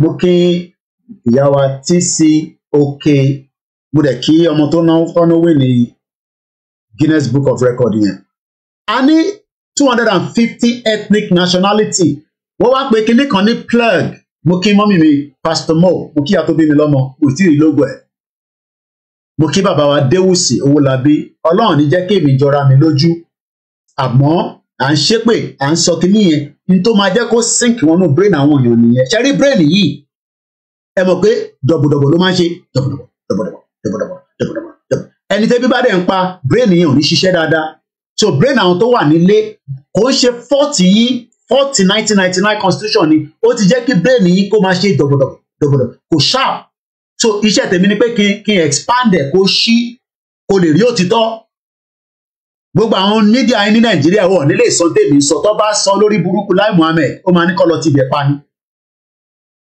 mo ti rí ìyá tó bí mi lọ́mọ ó ti wọlé ti gbórí wọlé ẹ káàbọ̀ Òkútọ́jú Azeez Òkútọ́jú grandma. So sitting here every day our job is to tell you that problem wà okay ẹ̀yin tẹ́ fẹ́ support tẹ́ ní support ẹ pè wọlé ẹ̀yin tẹ́ ń support Tinubu ẹ wá fún wa ní bó ṣe fẹ́ ṣe gọ́ọ̀mẹ̀ntì yẹn tó máa make 250 kátẹ sọ pé àdìbẹ́ ẹ̀ lọ́bọ̀ ká kápẹ̀ with 250 ethnic nationalities. Báwo ni Tinubu ṣe máa bring peace and unity láàrin gbogbo wa? Èmi dẹ̀ ti fún ní 8 years. 8 years ni mo fún Tinubu. Ọlọ́run máa bá fún lálàáfíà tó pọ̀. Ìyàn mi pé mo endorse ẹ̀, ìyàn mi pé mo like ẹ̀, mo like ẹ̀, mo hate ẹ̀, ọmọ Yorùbá ni. But ẹ wá ṣàlàyé fún àwa tí ẹ mọ̀ káwọ̀ ní làákàyè wa báyìí bí ta dìyẹ ni, chókóchókó ni, yẹn gbé náà ìwà kẹlẹ̀ rojú mi dáadáa. Tó rojú mi, tó bright. Wá ṣàlàyé fún wa ọ̀nà tí Tinubu fẹ́ gbà tó máa fi mẹ́kì àwa Nigerians, because gbogbo wa ni Nigerians. And Nigeria is still a country. Má yẹ kí ọ̀kan kan gàjú ẹ pé àti ìgbà country kankan òfútù fẹ́ tẹ̀ ìyẹn wà irrelevant, but akọ̀gá ti máa sọ fẹ́yìn tẹ̀ wá ń lé. Movement, ìtàn pè ní movement ni pé à ń gbìyànjú lọ gbọ́ fídíò tí mo ṣe láàárọ̀ ẹ̀ 23 minutes mo jẹ́ kí bàbá Akíntóyè sọ gbogbo ọ̀rọ̀ wọ́tọ́ èyí tó sọ ní 2 years ago fún UNPO. Àwọn òyìnbó lọ́jọ́ sọ̀rọ̀ bó tẹ̀ ń ṣe òyìnbó British, àwọn òyìnbó aṣáàrí pé òyìnbó ni wọ́n, òyìnbó pẹpẹ wọ́n dẹ̀ jókòó, bàbá yẹn dẹ̀ present dáadáa, kò dátọ́ lẹ́nu, kò dàbí dọ̀gbọ̀dọ̀bọ̀.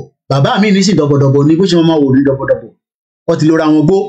Bàbá yẹn ó sì sharp at 88. So 1999 constitution òun lẹ̀ ń wò yìí, wọ́n sọ fún wa pé wọ́n amend ẹ̀. Kí ló ń pè ní amendment?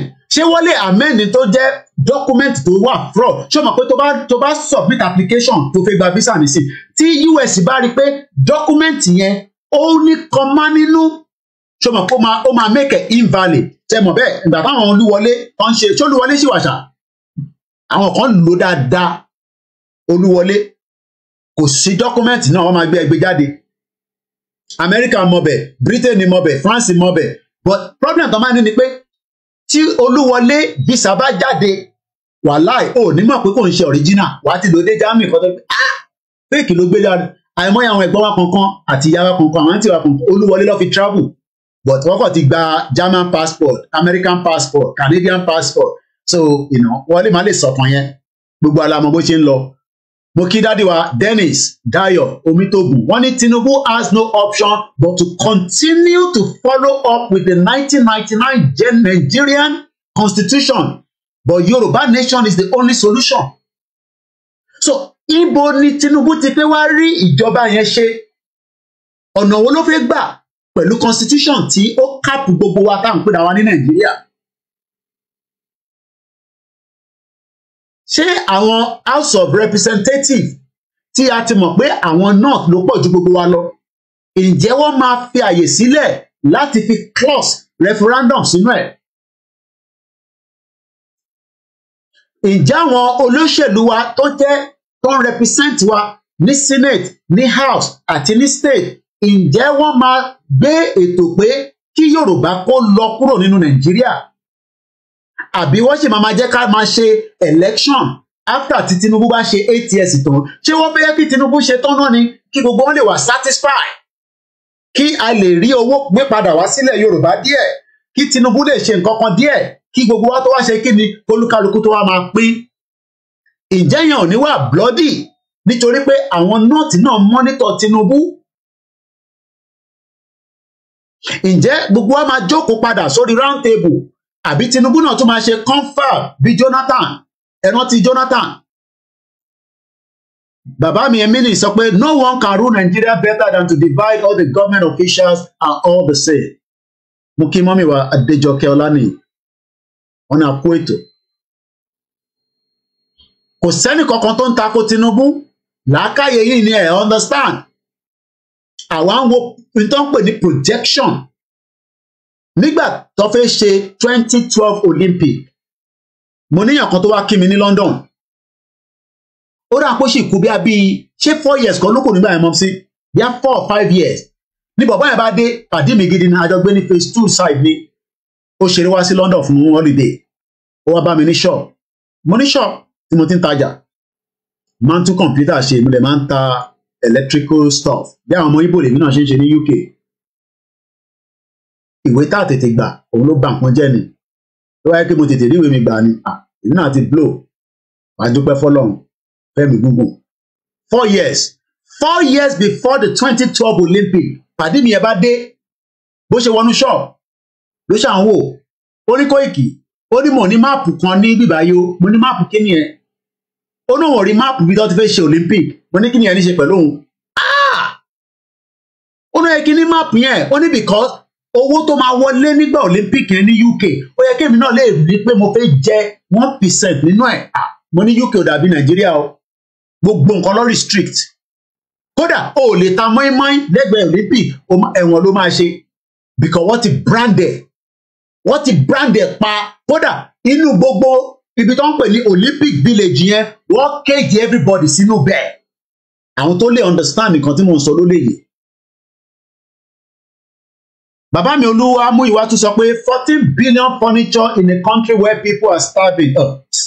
Ẹ sọ̀rọ̀ 14 billion ti bí $1 million kan là ń sọ $1 trillion kan là ń sọ lẹ́ẹ̀kan lórí Star Radio. But understanding àwọn tó wà nílé òun ni pé a lè gba Yorùbá nation táwọn olóṣèlú ò bá fọwọ́ sí.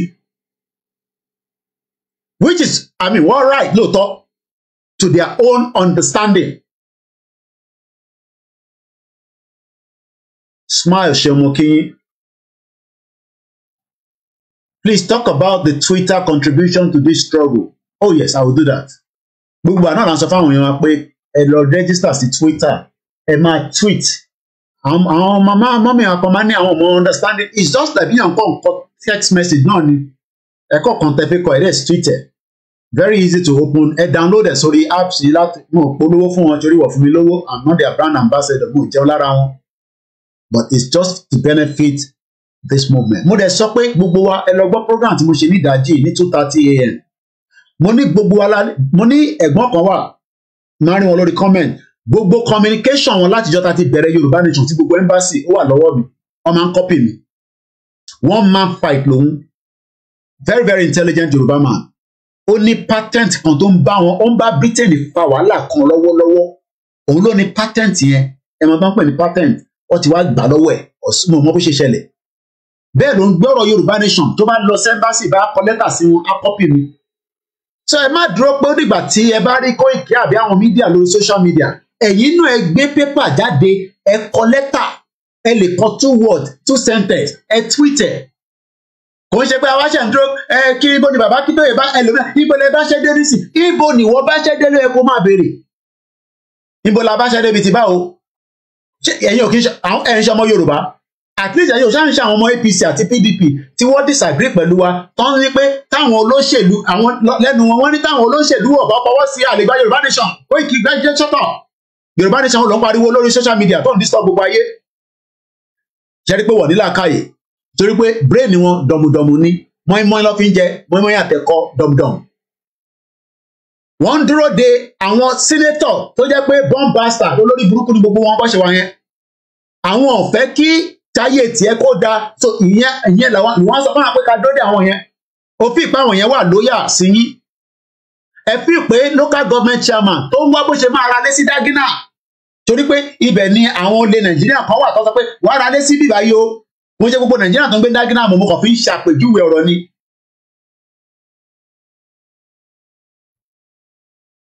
Àwọn kan lábroad wọ́n fẹ́ jẹ́ kí Nàìjíríà kó pín because inú bẹ̀ làwọn náà ti ń ṣe oríṣiríṣi jàǹbá olúkálukú ló ní jàǹbá tó ń ṣe nínú Nàìjíríà ó kàn jura wọn lọ ni ẹlòmíì ò ń ṣe olóṣèlú jàǹbá tó ń ṣe sínú Nàìjíríà yẹn òun ló lọ lọ́nkàn yẹn kò dẹ̀ gbé nínú Nàìjíríà jàǹbá ó ń rányàn kan pààyàn sínú Nàìjíríà wọ́n wò mí báyìí ẹlòmíì ò tí ì dé Nàìjíríà bọ̀ jàǹbá tó ń ṣe sínú Nàìjíríà òun ló lọ lọ́nkàn yẹn bó kò lè ṣe jàǹbá yẹn níbi tó wà tó bá ṣe bó pẹ́ bóyá lọ́ọ̀ máa àtàkẹ̀ ó dẹ̀ máa gbé ẹ lọ bèè lọ gbogbo àwọn tó dé in the 80s ike ni púpọ̀ nu wọ́n ná ke ṣòlòṣòlò ní àfi máa dárúkọ àwọn kan nu wọn ìkan ná ke yẹn títí ládùúgbò wa níbí báyìí ó ná ke yẹn ìyàwó ẹ̀ tún ní ẹjẹ́ a máa lọ ó ní jẹ́ ń lọ ná ke tó jẹ́ ń lọ ná the last one yìí last one yẹn ló lọ ná lọ́lọ́pàá gbé wọ́n tilẹ̀kùn mọ́mọ́ bẹ́ẹ̀ ni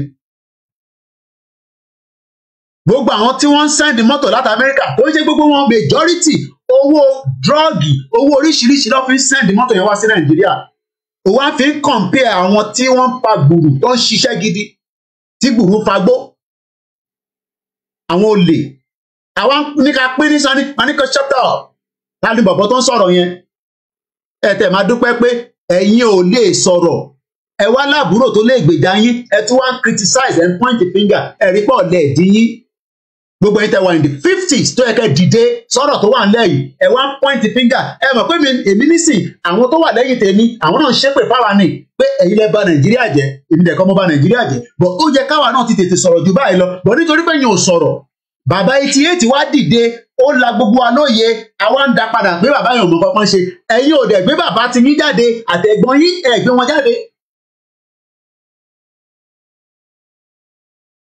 ẹ wá ní Tinubu máa fix Nàìjíríà pẹ̀lú constitution burúkú tó wà lẹ́yìn ni àgbákò Charles Olúmọ òun ni constitution tẹ̀ ń wò yẹn that constitution is a bomb bastard olórí burúkú àwọn general military yẹn àwọn lọ́kọ̀ constitution yìí àwọn Yorùbá kọ̀ọ̀kan náà ló bá wọn kọ́ àtàwọn other ethnic groups wọ́n drafted in a way débi pé wọ́n cripple gbogbo wa pátápátá sábẹ́ constitution yẹn kódà àgbà òfò ní constitution yẹn ó yẹ ká ya constitution yẹn ká bọ́ọ̀nì gbogbo ẹ̀ pátá káṣẹ̀ wá kọ constitution míì wọ́n náà wọ̀n fẹ́ yẹn wọ́n náà wọ́n ṣe amendment amended kí lè amending a document that is fraud. Bàbá mi Dennis ní if our people come out in mass to demonstrate ẹ má máa sọ demonstration yẹn wọ́n ní ìyẹn àfikówó jẹ ni ẹ mọ̀ pé literate ẹlòmíì wọ́n kọ́ máa sọ̀rọ̀ gbàlà they don't understand anything.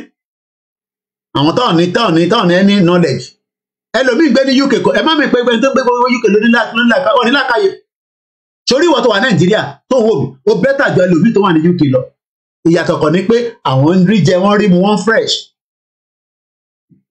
you are far better than ẹni tó wà ní America ẹni tó wà ní Australia ẹni tó wà ní Greece làákàyè wọn kékeré ni tí gbogbo àwa táwa lábroad tá a bá sọ pé à ń ṣe Nàìjíríà mọ́ táwa yẹn náà máa push àwọn kan sì ń ṣe Nàìjíríà lára wa tajọ́ ọmọ Yorùbá wọ́n sì ń ṣe Nàìjíríà wọ́n wò mí báyìí nísìn wọ́n dẹ̀ àwọn ọ̀rẹ́ pọ̀ ní wálé àwọn jókòó síta wọ́n dẹ̀ sọ fún pé Nàìjíríà máa da kẹ́ máa pray fún Nàìjíríà ẹ̀rí pé orí wọn pè sense wo ló make tíwọ́ tó wà níta tíwọ́ náà ilé táwọn fẹ́ lọ ni pé wọ́n fẹ́ sáré lọ ṣe 3 days èèyàn kan fẹ́ ṣe wedding nísìn 3 days ni àwọn kan wá ṣe weekend wọ́n kàn máa wá in and out oníṣẹ́ tó ń ṣe ní àwọn àfiṣẹ́ ìsílẹ̀ àjòkó sí Nàìjíríà wọ́n pọ̀ labroad tó ń support Nàìjíríà because àwọn sì ń feel pé that country yẹn a sì máa unite in 1000 years a lè unite bàbá sì ń bá lọ báyìí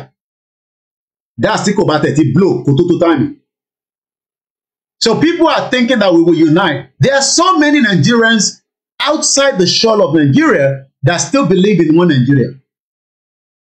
And they are meant to be the backbone of the self-determination.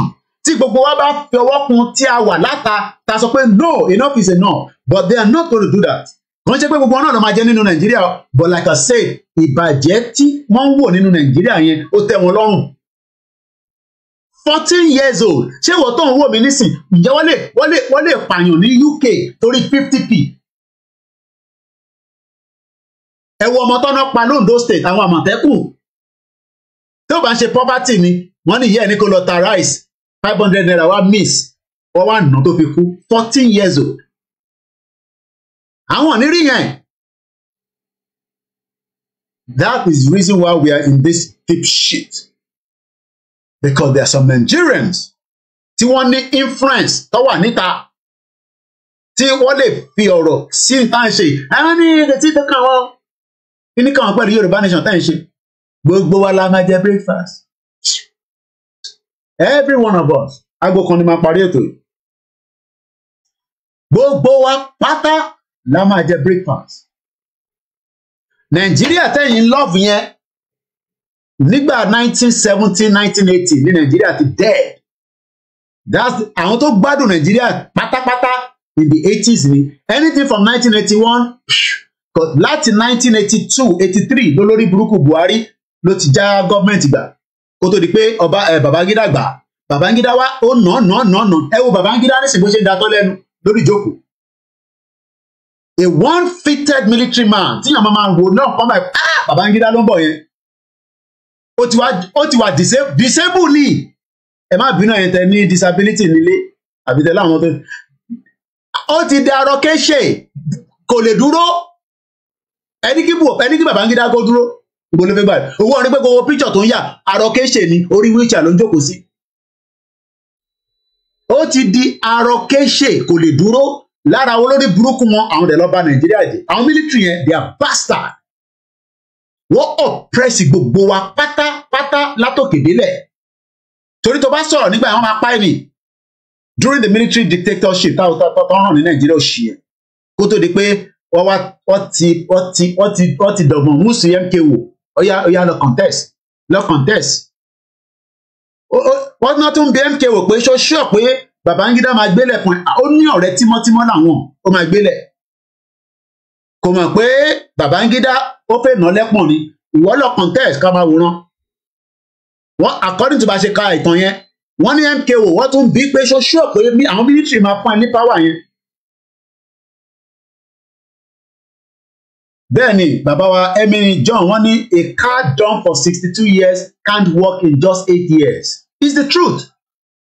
Tinubu máa make effort there's no doubt a fẹ́ ṣe okay àwọn ẹ̀gbọ́n mi kan tó pè lánàá wọ́n ní ṣe mo rántí pé gbà tó jẹ́ Lagos State Governor ó fẹ́ fa iná kí Lagos ní independent electricity tiẹ̀ but bàbá ṣe burúkú ṣe dáadáa yẹn Ọbásanjọ́ òun ni kò fún láyè pé so nísìn tó bá di president á fún gbogbo state tó bá fẹ́ lọ ṣe electricity okay a lọ ṣe electricity ó dà ẹtú sọ nǹkan míì ẹtú mú nǹkan míì wá so tí Tinubu bá wá ṣe tán ní 8 years gbogbo ń tó da tó bá ṣe sílẹ̀ yẹn so kí ló máa wá ṣẹlẹ̀ sí ṣé lẹ́yìn ìgbà tó bá ṣe tán ṣé ó tún máa ní power láti control tó bá wà ní ṣé Jonathan ní power láti control Buhari nísìn in tó pè ní power nìyẹn power intoxication ní power ẹni tó bá wà ní power ó máa ṣì lò ní a máa lò sí direction tó bá fẹ́ but tó bá ti kúrò ìjọ tó bá kúrò sórí ẹni tó ń ṣe sàfún ẹ ṣé ní gbogbo ẹni tó ń ṣe sàfún wa nísìn tí power bá dọ́wọ́ tiẹ̀ kí á ló máa nà mí lẹ́gba in tó ń pè ní power nìyẹn mọ́mí mo ti kí dáadáa ní ìdájí ìyá dáadáa lálùbáríkà alájà Airat ìyá dáadáa mo ti kí dáadáa ní ìdájí ìbọn ní kíní táàgì yẹn wà mo ní ìyá ọlọ́run ọmọ etí ìyá iná lórí ọ̀rọ̀ Yorùbá nation àwọn kan ní ẹ lóyìí kí a ti ná gbogbo owó fún yín ó lè ní gbogbo yín ó lè ní bàbá ẹ ìwọ tó bá ti pè mí ní ó lè ní bàbá tiwọ náà torí mo mọ tí mo jí lára ẹ ìyá kan lélẹ̀ mo ti ṣàlàyé fún ilé ìdájí alájà Airat àwọn lọ́wọ́ lórí YouTube yẹn ọlọ́run mọ iye owó tó ń ná ìwé wọn lélẹ̀ mo ti sọ fún wọn wọ́n máa gbà mí láyè wọn ní bínú mo ti ń ṣe 30 minutes mo máa ṣe ní fídíò mo ń kà síta but àwọn lọ ní copyright èmi nìkan náà mo lè ṣe bẹ́ẹ̀ mo ti ṣe the first one mo sọ láàárọ̀ ẹ̀ ìwé then change the background ẹ̀kẹ́ lè rí so that gbogbo kìíní á lè jẹ́ tó máa wà documented because àtúntẹ́ kọ́ parọ́ fún anybody mọ́ in another 1000 years tí gbogbo wa bá ti di ilé orílẹ̀ ló ń lọ tààràrà ilé ló ń lọ tábà dàgbà tá darúgbó nìyẹn. wọ́n mímí alájà alálùbáríkà àwọn ọlọ́kọ̀ ìwé tẹ̀ ń wò lẹ́yìn mi mo ti ń kà á ìjọ́ tẹ̀ bá ti rí mi tí mo wà níta máa wà ní ilé mi bó ṣe ìjọ́ kí n máa ṣe nísìnyí yẹn. mídíà iṣẹ́ mídíà ń ṣiṣẹ́ kékeré because mo jókòó nísìnyí ní kà mo fẹ́ document ẹ̀ ìkan àwọn tí kọ́ níwèé èèyàn mélòó ló ráyè ṣé níbi tá a ti ń fa gbùrù káàkiri la máa jókòó máa kàwé but èmi fẹ́ fi time sílẹ̀ tó mo ti bẹ̀rẹ̀ orúkọ ìwé yẹn ló ń pè ní Treasuries of the Yoruba Art and Tradition and Cultural Heritage nígbà tí mọ́mí wa yìí ìyá dáadáa ìyá lálùbáríkà ọlọ́ba ń dúró tì í alọ́rẹ̀ mi yín fún wa nígbà tó pé 75 years ló fi celebrate artist ni wọ́n àwọn dúró wọn sọ̀rọ̀ Yorùbá nation ìyá yẹn ní ó ní ìwé láti lọ Nàìjíríà wọ́n ti lọ wọ́n ti dé wọ́n sunkún fún ọmọ Yorùbá ò sunkún fúnra wọn ìyá lálùbáríkà ń sunkún fún ọmọ Yorùbá bẹ́ẹ̀ làwọn ìyá wa náà bẹ́ẹ̀ àwọn ọ̀làjà gbangbálà gbogbo wọn bẹ́ẹ̀ ọ̀pọ̀ mo kí gbogbo àwọn Muslim Association of Nigeria mo kí chief mamu bẹ́ẹ̀ mo kí gbogbo àwọn alásàlátù tó ń bẹ ní gbogbo United Kingdom àti gbogbo bíbí tẹ bá wà mo kí gbogbo àwọn church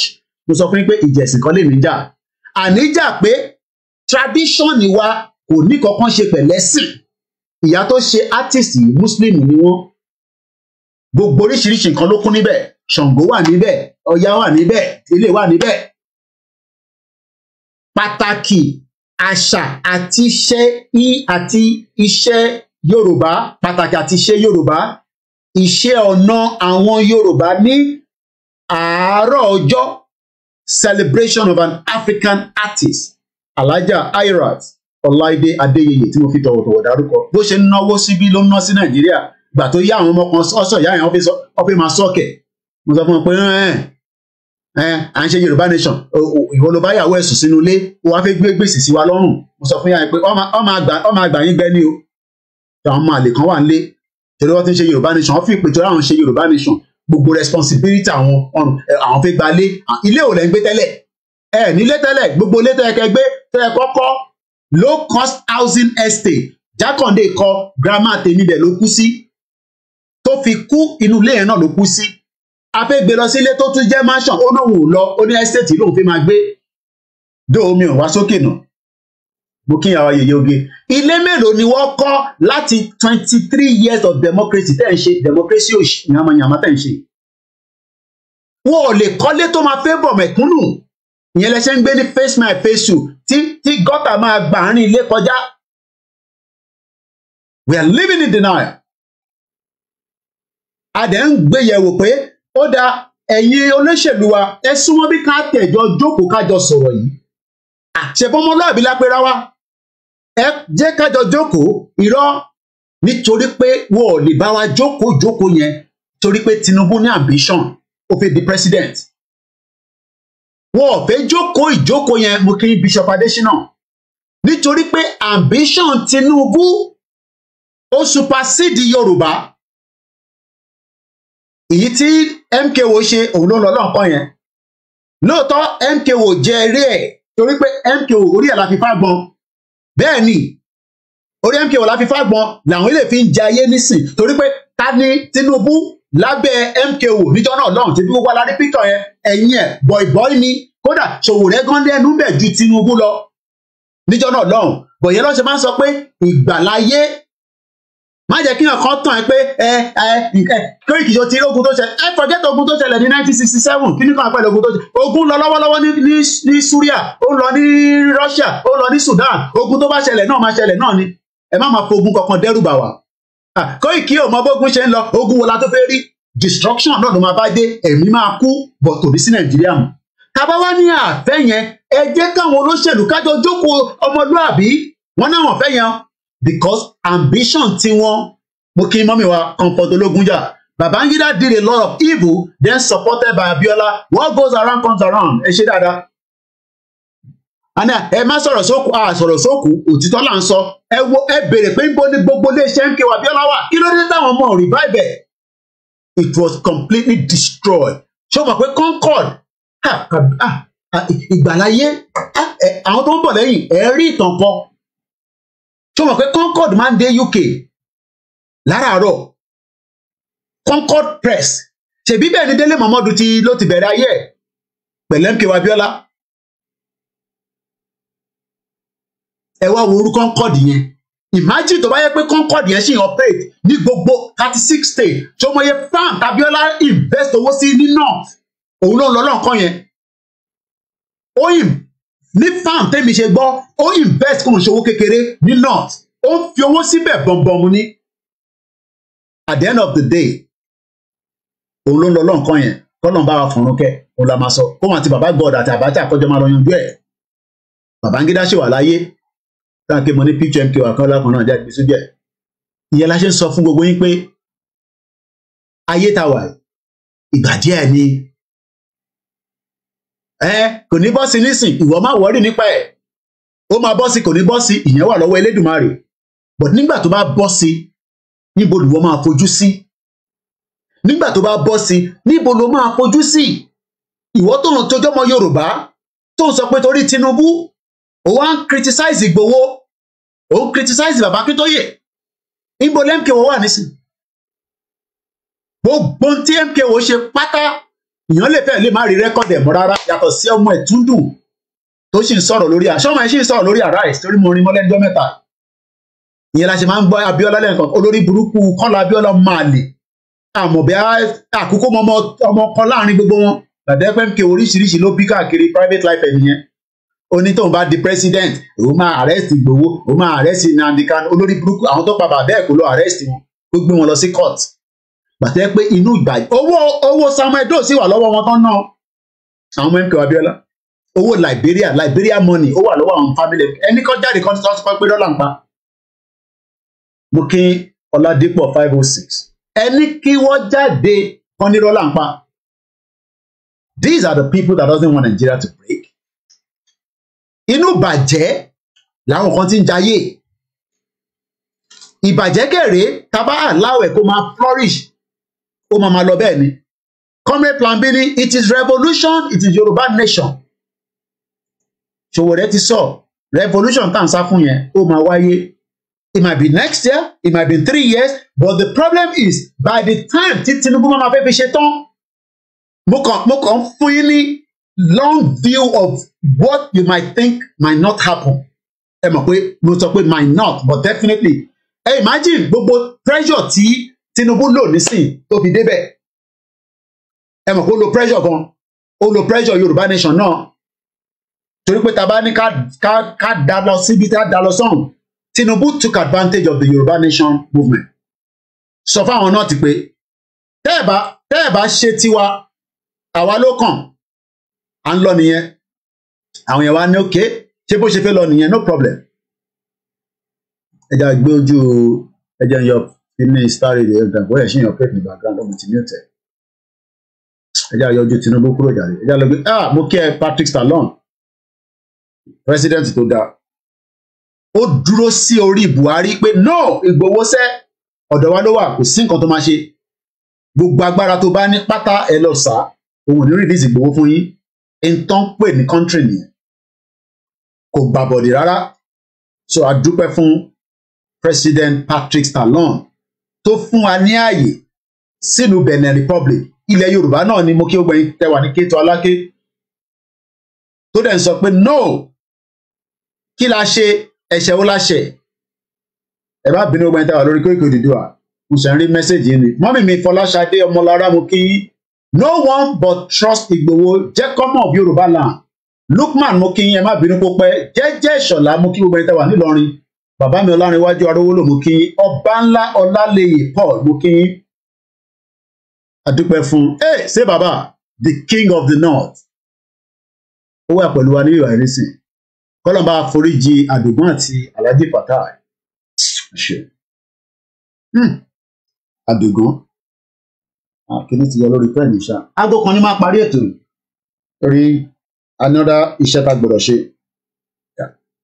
mo dúpẹ́ lọ́wọ́ wa èmi ò ní time tí màmá wá live but ẹ bá wà lórí Koiki Media WhatsApp group news chat a máa fún wọn ní notice 5 minutes ahead ká tó go live so ẹ láìdíà if not tẹ bá ti rí mi náà lẹ máa rí mi ẹ má bínú pé mo lè fún yín ní time pé time báyìí ni máa wà on ó difficult gan nísìn ẹ̀bẹ̀ òótọ́ mo kí bàbá wa Professor the Nobel laureate Wọlé Ṣóyínká bàbá àgbàlagbà bẹ́ẹ̀ ni mo kí bàbá wa olórúkọ grandma wa Adéyẹyè Ọ̀jájá the second tí mo fi tọ̀wọ̀tọ̀wọ̀ dárúkọ ọmọ àlè Lugard òun lẹ́ ń wò yẹn igi tó da gbogbo Nàìjíríà rù tí a fi ń jẹ gbogbo wa léènì that is the man called Lugard tó bá mẹ́ntọ́ ń pè ní Lugard ìdí tá a ṣe ń jìyà léènì kò ju torí máa yín lọ àwọn tó dá wàhálà sí wa lọ́rùn ni wọ́n ń pè ní Lugard Frederick Lugard lórúkọ ẹ̀ mo fẹ́ adjust ojú ẹ̀ ní orí onírùgbọ̀n yókẹ́. These are the people that destroy who we are today only Lugard ló ń pè ẹ̀rùn ṣó stable dáadáa nísàlẹ̀ yeah. This is our grandfather Okay Káyọ̀dé mo kí until we go our separate way there will be no peace and justice in Nigeria. Wọ́n ní peace máa wá tí Tinubu wá débẹ̀ àwọn òràn náà ni mo kí lẹ́ẹ̀kan sí gbogbo ẹ̀yin alálùbáríkà bàbá mi Dennis ní the Nigerian northern cabal are sitting on the power and they are not ready to compromise. Yorùbá nation is the only solution. Mo ń sọ̀rọ̀ nípa because I only have half an hour left program yìí máa tán ní exactly 1:00 UK time and Nigerian time or Yorùbá time American different time ó máa yàtọ̀.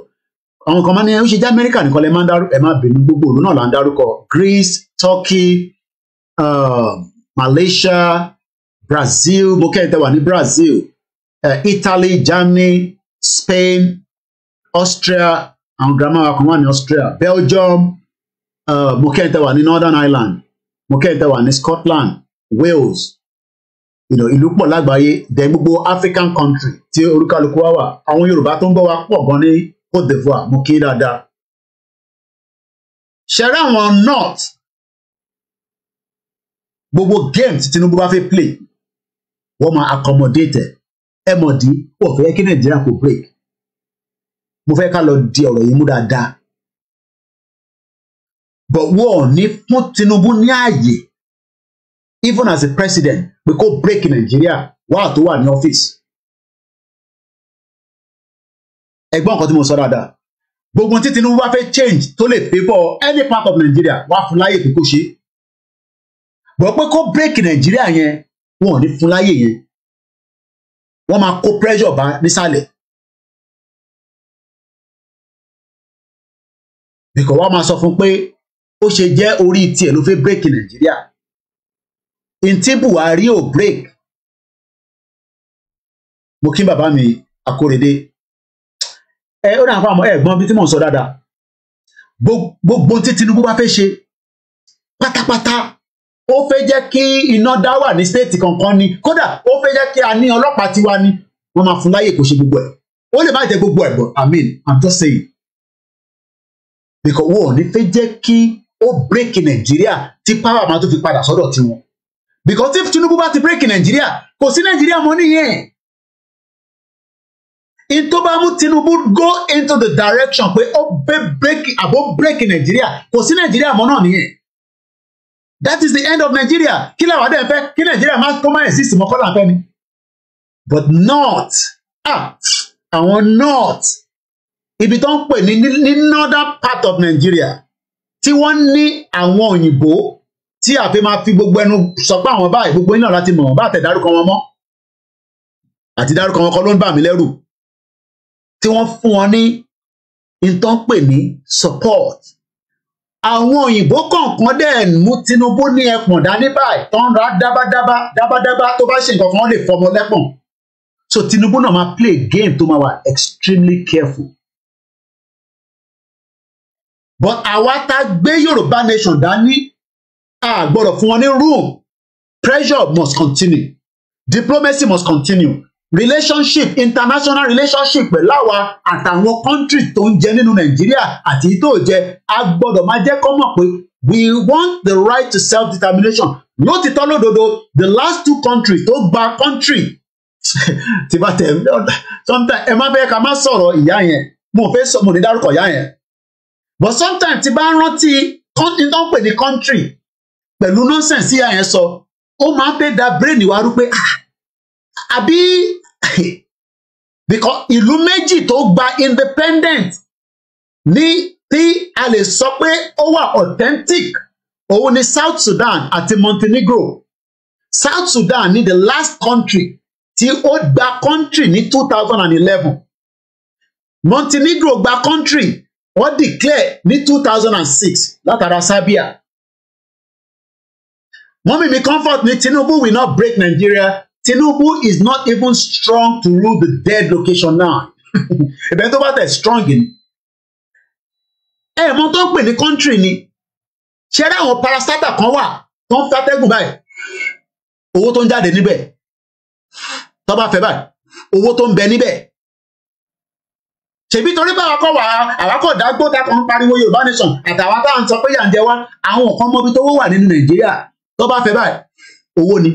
Tó bá fẹ́ lọ́tún owó ni. Wọ́n mílkì Nàìjíríà yẹn. Ẹ jẹ́ fún ilé examples. Gbogbo ala ní passport Nigerian passport. Whether we like it or not, Nigeria is still a country. So, tó bá ní passport ìlú mi, passport wo ló fẹ́ lò? Nigerian passport náà ló ti máa lò nígbà tá ìtìgbà country. Ṣé wàá mọ̀ pé Nigerian passport yẹn? Mo sọ fún yín pé mo mọ̀yàn tó lọ́lé ní December yìí. Ó fly pẹ̀lú Nigerian passport kan lọ. Ìmí ló tún fi jáde. Ọ̀fẹ́ ló rò bó ṣe. Ó ná lówó ni. Kí ni mo sọ? Ó ná ní owó. Ó lọ láti ìlú kan lọ sílé ó lọ Àbújá wọ́n dẹ̀ change gbogbo oyè yìí ó dẹ̀ gba passport ní ó dẹ̀ fi jáde. So corruption tó wà nínú Nàìjíríà Yorùbá tẹ́tí ń kọ́ ẹ ti ń pọ̀ ju Mr. Akole. I saw some terrorists today like we have taken over our country is doing it. Okay. Ṣé rí corruption tó ń bẹ nínú Nàìjíríà? Ṣé rí corruption yẹn? Kàǹtìkàǹtì ni. Àwọn kan wá wà ní àwọn ọ́fíìsì kan. Mùlá tó ń jẹ lójoojúmọ́. Kàn ṣe rí ọ̀tọ̀ làwọn tó wà ní orí títì tó ń gbowó ọ̀kadà. Àwọn yẹn pínà tún ni. Ṣé láwọn kan wà wọ́n mọ bí owó ṣe ń wọlé. Ẹ mọ̀ papọ̀. Ṣé rí àwọn gbogbo àwọn MTN àwọn network provider yẹn àwọn yẹn máa sọ́ọ̀kì yín gbẹ ni tá a bá tètè kúrò ní Nàìjíríà. Mo kí mọ́mí wa Esther.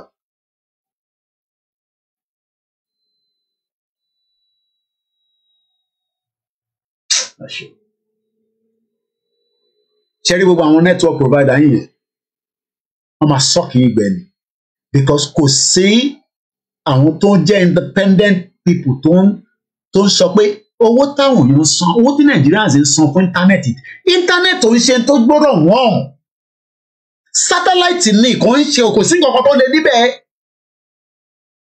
Mo kí màmá wa kọ́ ẹ káàbọ̀ mọ́ a ti fẹ́ parí ètò aago kan ni mo ní a máa parí ẹ̀ kò ní ju aago kan lọ. Ẹ̀yin gbogbo ọmọ Yorùbá àtẹ̀yin tí endorse tẹ́lẹ̀ fẹ́ Yorùbá nation àtẹ̀yin tẹ́ endorse ṣèbí vision bàbá ẹ̀ ní gbogbo ẹ̀kọ́ ìbí vision bàbá ẹ̀ ló yẹ ká máa lé. Ṣé vision bàbá ẹ̀ la wá ń lé nísìn níbi tí ilẹ̀ Yorùbá délé nì? Ṣèbí vision Awólọ́wọ̀ ló yẹ kí gbogbo á máa lé.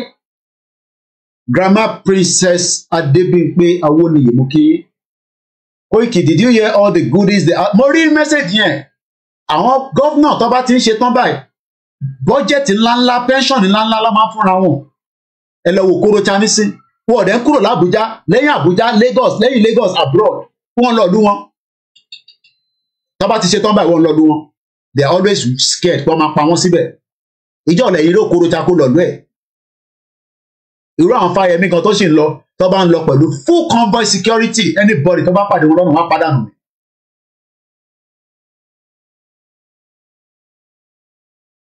Ṣèbí vision bàbá Awólọ́wọ̀ rẹ kí gbogbo agbé dání sọ́wọ́ ṣèbí vision pé bàbá Awólọ́wọ̀ fẹ́ in tó máa fi wá lọ́kàn balẹ̀ because whether we like it or not gbogbo ọ̀ nífọ̀kànbalẹ̀ kankan ọmọ 20 years old tó jẹ́ ọmọ Yorùbá ìyàn nífọ̀kànbalẹ̀ lọ́pọ̀ ọmọ 14 years old mọ́mí wa ṣe gbọ́ mọ́mí wa comfort ṣe mọ̀ pé ní state yín ẹ má bínú mọ́mí àwọn Àmọ̀tẹ́kùn pa ọmọ kan ní ọmọ 14 years old wọ́n nà tó fi kú wọ́n ní ìyá ẹni kó lọ tajà rice àwọn rice tó bá ń sè ọ̀nà wa ń wá 500 kó tẹ̀ wá sórí social media kó sọ fún wa pé àwọn wá 500 naira ká fún ìyá ẹ ní bí 20 or 100,000 naira ọmọ ẹ nísìn ṣé a máa ní àṣìṣe ní àbí báwo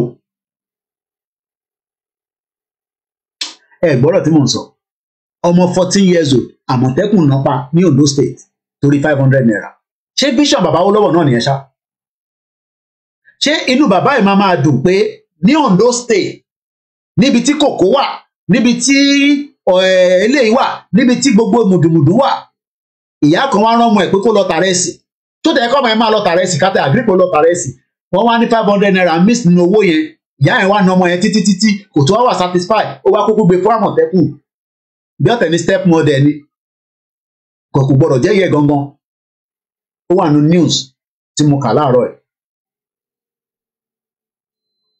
so bàbá Awólọ́wọ̀ akọ máa wá wò pé wọ́n mi wá Grace Olúṣọ̀tọ̀ ni exactly because the contract belongs to individuals and they are not treating people like animals non-citizen internet shouldn't be able to be expensive internet lè kó cheap jọ lọ́hùn device mélòó là ń lò nísìn à ń lo laptop mo ń lo another screen níbí 1 2 3 4 gbogbo gadget àwọn ọmọ yẹn wọ́n wà nílé wọ̀ sí nílé ó kàn jó íńtánẹ́ẹ̀tì lọ́n tiẹ̀ ni bí bá pa kò make any difference òmò ẹni tí mò ń sọ ni £35.75 mo dúpẹ́ lọ́wọ́ gbọ́ ẹ̀ tẹ́ ń support wa owó yẹn náà làwa náà fi manage stepmother bẹ́ẹ̀ ni ẹ ṣe mọ́mí wa grandma princess wọ́n ní stepmother kò gbọ́dọ̀ jẹ́ ìyá ẹ̀ ló máa ná bẹ́ẹ̀ olórí burúkú stepmother nìyá yẹn wicked ó na ọmọ yẹn títí ó wá ọmọ yẹn lé àmọ̀tẹ́kùn lọ́wọ́ àmọ̀tẹ́kùn náà wá ná tiwọn náà ṣé kí ló ń try láti derive pé ẹ fẹ́ gba £500 padà ní àbí báwo kọ́ kúkú wá sórí social media kọ́ sunkún wá sórí social media ká wá dáwó yẹn padà fún wọn náà ọmọ yẹn nísìnyí ó ti gbẹ́mìí mì 14 years old nílẹ̀ Yorùbá kò ń ṣe ọmọ Yíbò kò ń ṣe ọmọ Haúsá ọmọ Yorùbá lọ́pẹ́ orúkọ Yorùbá lákà ṣé inú bàbá wo lọ́wọ́ máa dùn so ẹ̀yin tí ẹ jẹ́ representative wa Koiki ẹ̀ bọ̀ ṣe gbogbo alẹ́ bú olórí burúkú mo tún bú ẹlẹ́ǹkan olórí burúkú ní gbogbo yín sẹ́ ìyẹn wá ní ká má sọ̀rọ̀ ni a ní ká jókòó nísìnyí ká sọ̀rọ̀ bí ilẹ̀ ṣé tẹ̀ ń fi ìpẹ́ yìí nìkan lẹ́ nílẹ̀ Yorùbá yìí sometimes I just sit sometimes tí bá jókòó níbí báyìí wọn kò máa ronú pé tí wọ́n bìlẹ̀ pé àwọn nìkan làwọn nílẹ̀ Yorùbá ni. mọ́mí comfort ní èpè ló ń jà what a shame when there is no system in place. mo sọ̀rọ̀ nípa Kimberly tọ́pa nílùú yìí ní Aringe kábíyèsí Elédùmarè àti Baby P reform tó ṣe nílùú yìí reform tó ṣe after the death of Kimberly and Baby P tó bá rí sign kékeré lára ọmọ ní school báyìí ìyá yẹn máa sọ tó ṣẹlẹ̀ nínú ilé yẹn gbogbo tá à ń sọ yìí ara wa náà lájọ máa ṣe a máa train àwọn kan irú èmi nísìnyí èmi á máa bá yín fọbọ́ hòtẹ́ẹ̀lì tá a bá kọ́ sí Ondo state ó dà ń pé Ondo lè máa fẹ́ gbé olùfẹ́ gbé níjẹ̀bú mọ́ báyà pé omi wà lọ́nà Ondo tí màá ra ní one Airbnb àwọn tó fẹ́ dé màmá mú gbogbo kinní yẹn àwa ara wa náà lájọ máa ṣe àmọ́ wa náà tó máa wá fẹ́ wá sọ́dọ̀ tiwa náà torí báwa náà ṣe ń lọ sí Dubai tá à ń káàkiri bí ẹṣọ oníwò nímọ̀ tá a fẹ́ lọ ṣiṣẹ́ tá a fẹ́ lọ struggle àní ní láti lọ mọ́. Bàbá mi Adésínà ní the might Àmọ̀tẹ́kùn have man friend of the stepmother. Mọ́mí wa Janet ní in fact the world is feeding through the so-called amalgamation country Nigeria and the people in Nigeria are feeding the stretch. So sad.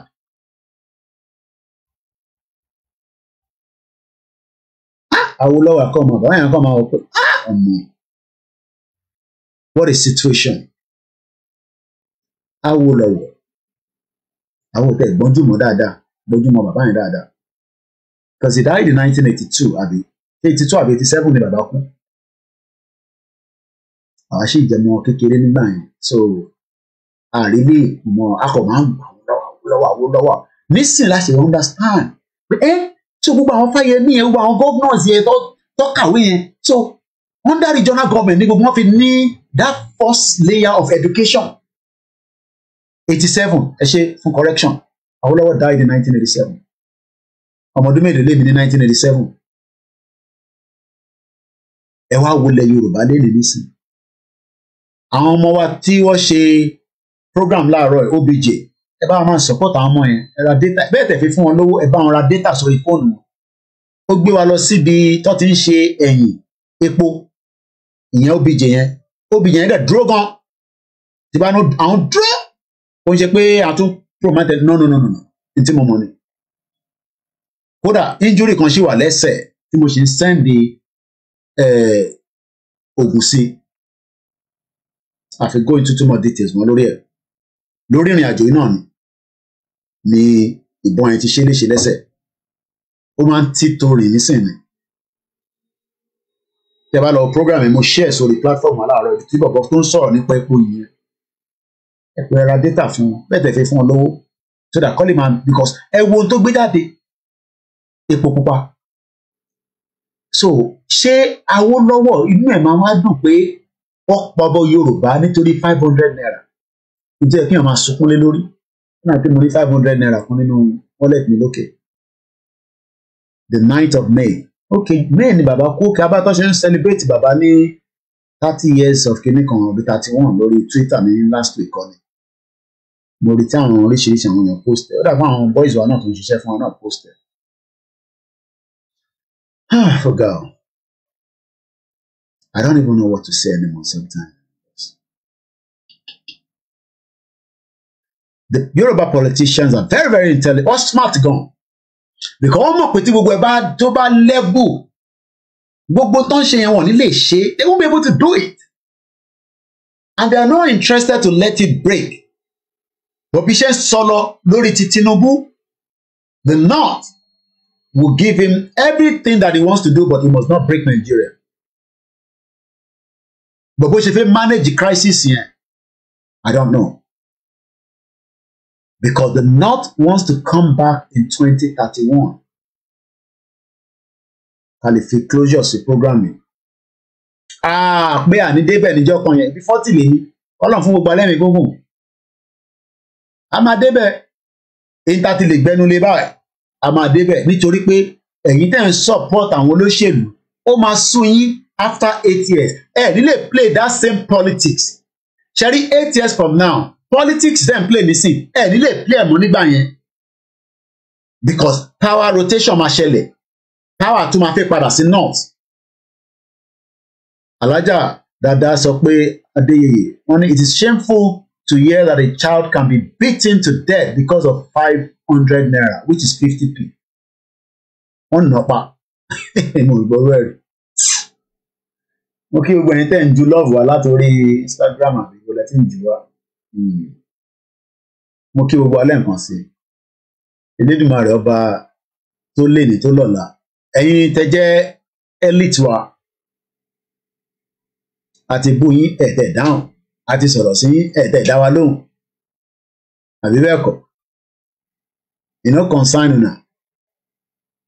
Bẹ́ẹ̀ ṣe ń gbé Range Rover, lẹ́ ń gbé BMW, lẹ́ ń gbé Lárúmọgẹ, lẹ́ ṣáà ń lọ lẹ́ ń bọ̀. Ẹ̀yin náà ṣáà sọ pé ń struggle náà ni ká ṣọ́tọ̀. Ṣé bí Nàìjíríà ṣe ń disrespect gbogbo àṣọ wa dání? Ẹ jẹ́ kí n ka ní tí Alájà Màmá dáadáa lálùbáríkà Aira tí mo fi tọ̀wọ̀tọ̀wọ̀ dárúkọ, ẹ jẹ́ n ka tí wọ́n máa ń print pé tá a bá ti rí àwọn èèyàn ìdí tá a ti fẹ́ lọ. Mo kà láàárọ̀ ìnídàájì kò jẹ́ pé torí pọ́ wà lórí program. One people, we are free. One people, one culture and one language. Yorùbá ni mí, ọmọlúàbí ni wá. Lóòótọ́ àwọn ọ̀rọ̀ mi tá à ń sọ, bá má sọ̀rọ̀ báyìí, ọmọlúàbí kẹ́rí movement, tá a bá parí movement, a máa ṣe reconciliation. But for now, a wà lórí movement. Yorùbá nation will stand. Lẹ́yìn ẹ̀ wọ́n wá sọ pé Yorùbá freedom now. Odùduwà nation will stand. Yorùbá are over 60 million. It is better to face ourselves, find where we went wrong, and solve our problems and speak with one voice. Let's speak with one voice nínú Nigeria. Looking at each faces among the states to lift up the less one. Ẹ̀wọ̀n tí ìyá yìí kọ. Less one láà máa lè lift up ọ̀pọ̀mọ kan nítorí 500 naira. Kò dẹ̀ sí anybody ò dẹ̀ mìíràn. Ìlú yẹn fọ́ nìkan ṣá. Everybody kọ́ ọ̀dọ̀ máa bá rí ẹ lọ. Ó ti kú náà nìyẹn. Ṣàpọ̀ àti wá pọ̀ jù pé ká máa kú ni. Ṣèbó yẹ ká máa rẹ̀ sí ká tọ́jú arúgbó. Kárúgbó tó ti dàgbà ká tọ́jú ẹ̀. Ẹni tó lóyún kò dìgbà tá a bá ní kọ́ lọ máa gbóúnjẹ lọ́dọ̀ kù.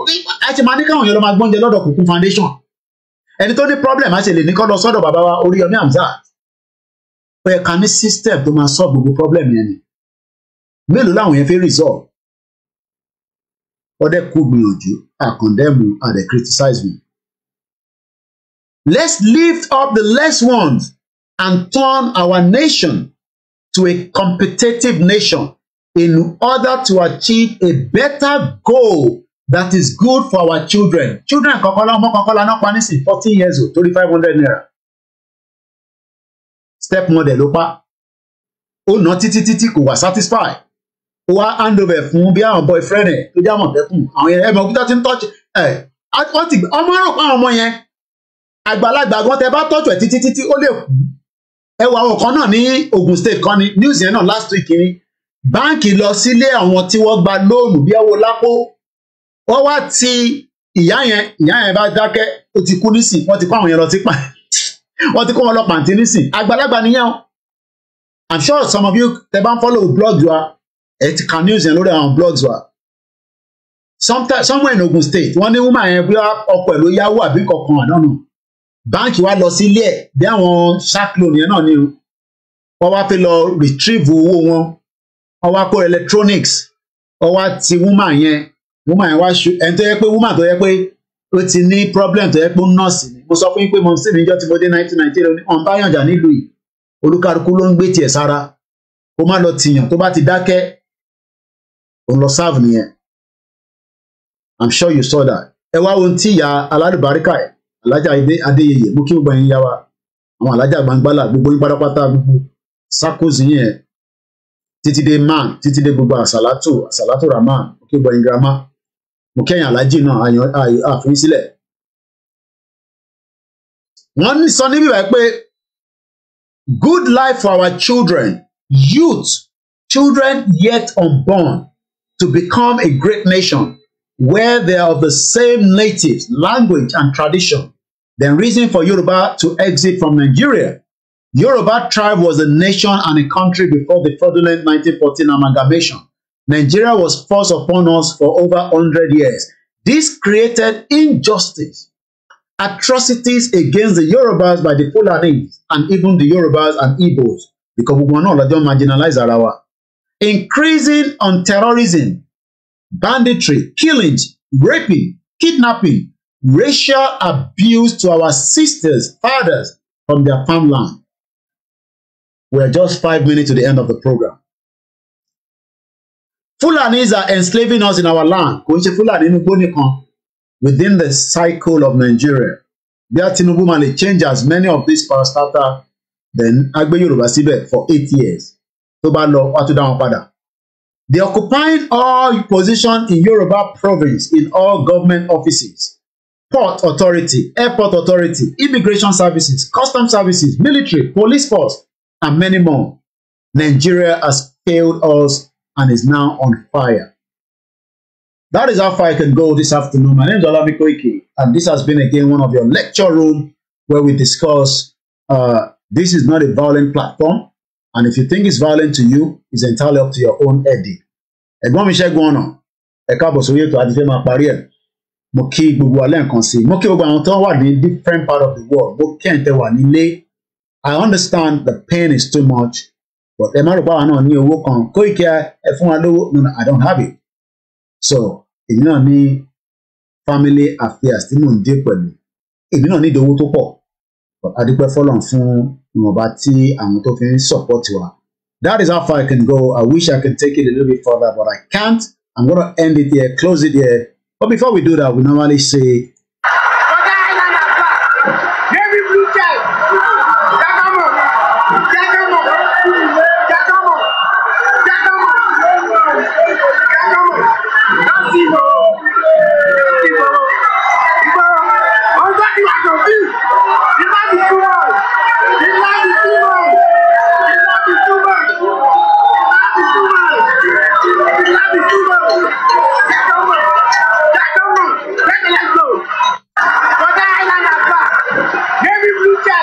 so that is how far we can go today.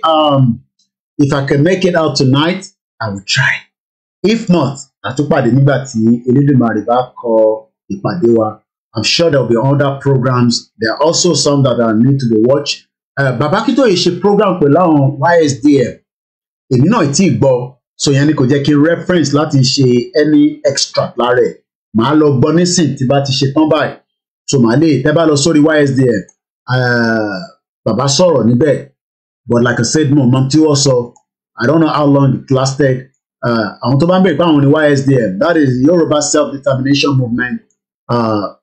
Let me see if I can get their website, their YouTube channel. Kato Maloki share pẹ̀lú gbogbo wa. It's called the YSDM Global TV. Ẹ lọ subscribe pẹ̀lú wọn. Wọ́n ní enough subscription, over 1,000 subscribers. Baba was there yesterday. pẹ̀lú my beautiful sister lọ́jọ́ ṣe program yẹn. So ẹ jẹ́ kí n share, mo tẹ̀ tí share síta náà. About 2.1 people have watched it. There's a lot of people that, okay, Sonke wà ń bẹ̀ tó wò ó, Abubakar, ìyàwó Fúnkẹ́. So àwọn tó jẹ́ ọmọ ọkọ Yorùbá tó ń ṣe àwọn tó ń bọ́ àwọn bàbá yẹn, so ẹ jẹ́ kí n sáré share link yẹn síta. So ẹni tó bá fẹ́ wò kó lọ wò. Kọ́lọ́n bá wa fi Nnamdi Kanu sílẹ̀, kọ́lọ́n Elédùmarè kó fún lálàáfíà. It's not doing very well. We pray for his good health. Mo kí gbogbo àwọn tí wọ́n ń ṣe wàhálà lọ́tùn lósì. Àwọn kan quietly wọ́n ń ṣe tí wọ́n. Mo kí gbogbo ẹgbẹ́ tí ó sì ń bẹ lábẹ́ Yorùbá Nation Movement. Whether ẹ agree àbí ẹ disagree pẹ̀lú Bàbá Akíntóyè, tó bá yá olúkálukú àmọ́bi tí gbogbo àjọ ń lọ. So link yẹn mo ti share sínú comment section. Màá dẹ̀ share sórí timeline wa náà. So èmi náà lọ gbọ́n tó sọ. Then bí àtàbá máa ṣe program àlè reference. Mo kí ọmọdé tó ń bẹ nílẹ̀ Yorùbá, mo kí àgbàlagbà, mo kí arúgbó, mo kí omidan, mo kí gbogbo wa pé a kú rọ́jú. Bó pẹ́ bóyá àwa la máa jèrè ilẹ̀ wa, torí pé tí bá ń wo UK yìí pẹ̀lú, I think I should talk about this since kan mo lè máa lo software tí bá jáde lálẹ́ because sometimes spirit mi bó ṣe máa ń ṣiṣẹ́ ọ̀tọ̀ọ̀tọ̀ ni. Nísòro jẹ́ nǹkan tó má wà báṣẹ́ jẹ́ o. Nígbà tá a ti wá fi máa lọ nísìnyí gbogbo àfẹ́ hang. Kí ló ń ṣe kí ní ìkẹ́?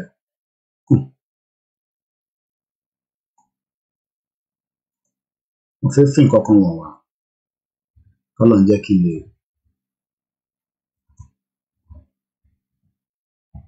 Cherry system. Ẹ jẹ́ n close àwọn inú díẹ̀díẹ̀. Kò dẹ̀ fi lóòdì ṣá. Yorùbá kò fi parí prógrámù. Tí bá tí kinní yẹn ni mo máa sọ̀rọ̀ lé lórí, tó bá ti ṣe mo ní reference lé lórí. Mo mọ tó ṣe tab mi kò open. Ó ti overwork.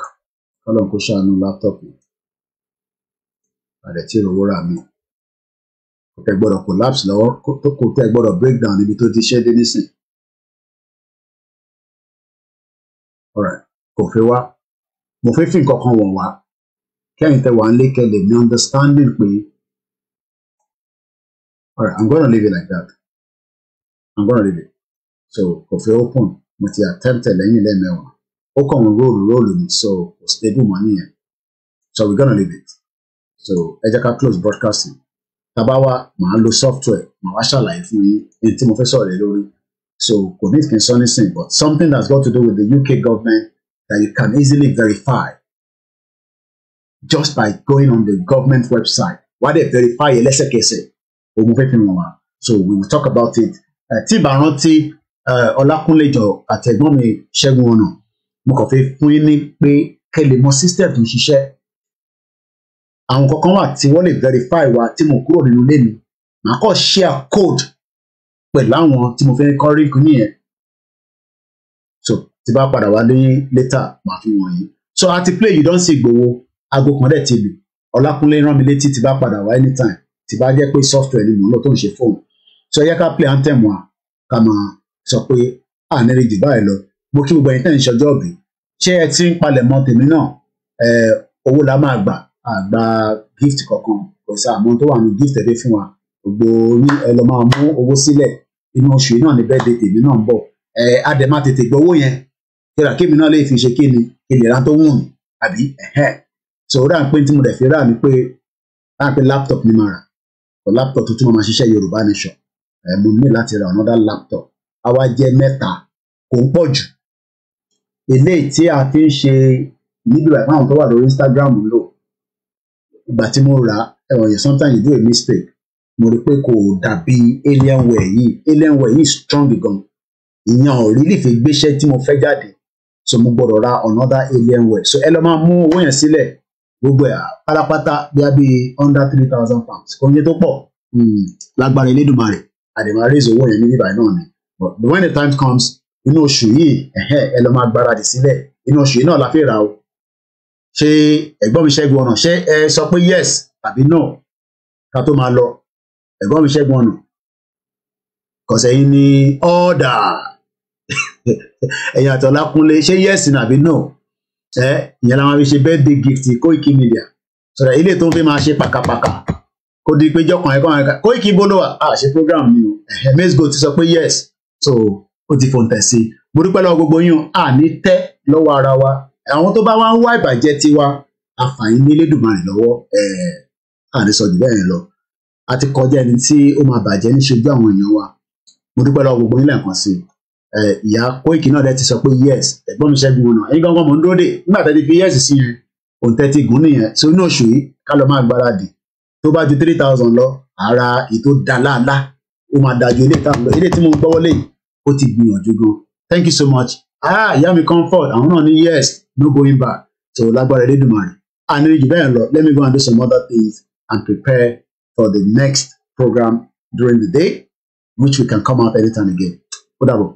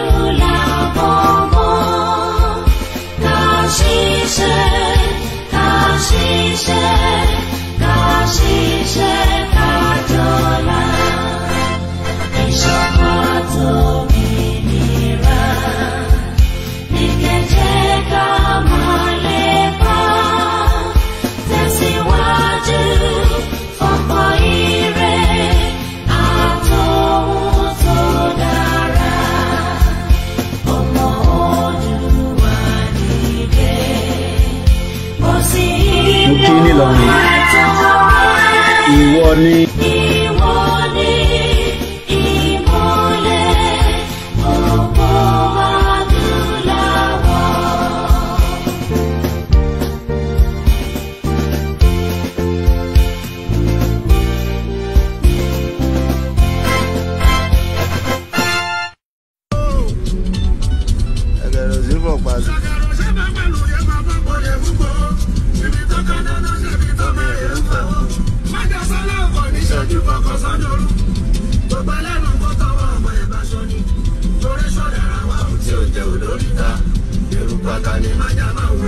ẹ má fojú ko eruku ata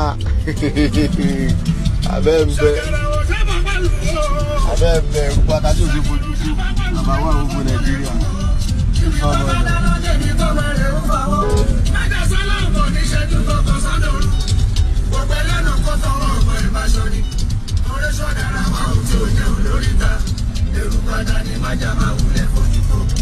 ẹ má fojú ko ata ẹ lójú. Ọmọ Oòduà ọ̀gá Fúlàní ló jẹ́ o. Yorùbá nation yìí ti gbogbo wa ni kó má gbọ́dọ̀ bàjẹ́ torí kò sílùú mìíràn.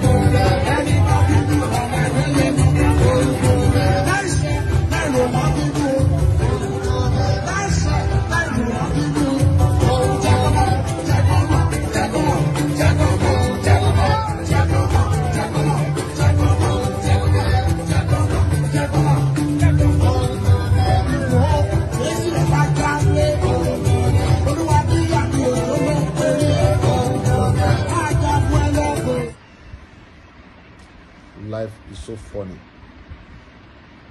You come with nothing, then fight for everything, and later leave everything and go back with empty hand.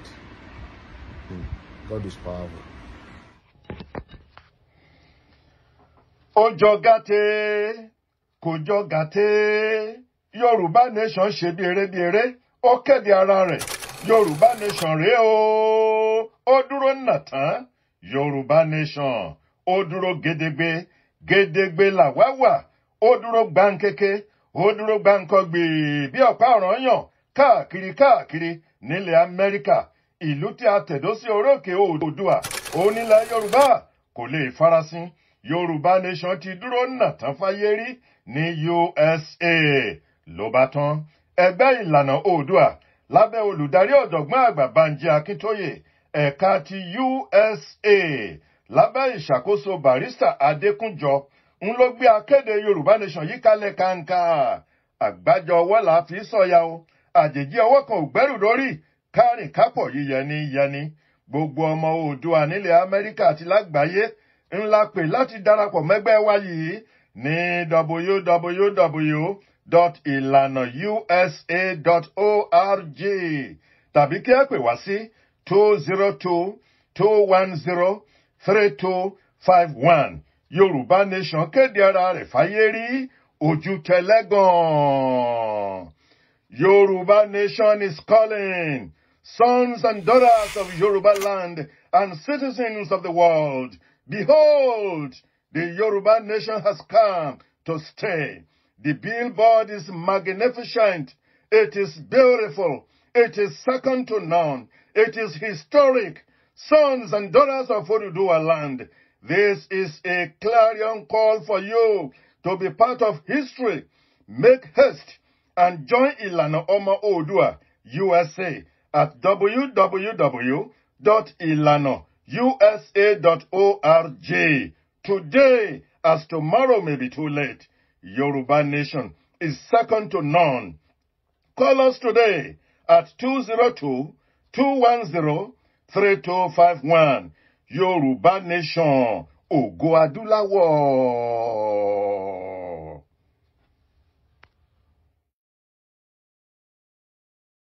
Koiki Media, bringing the world closer to your doorstep. It is the 16th of May, 2023. Have a very good afternoon. Bye all.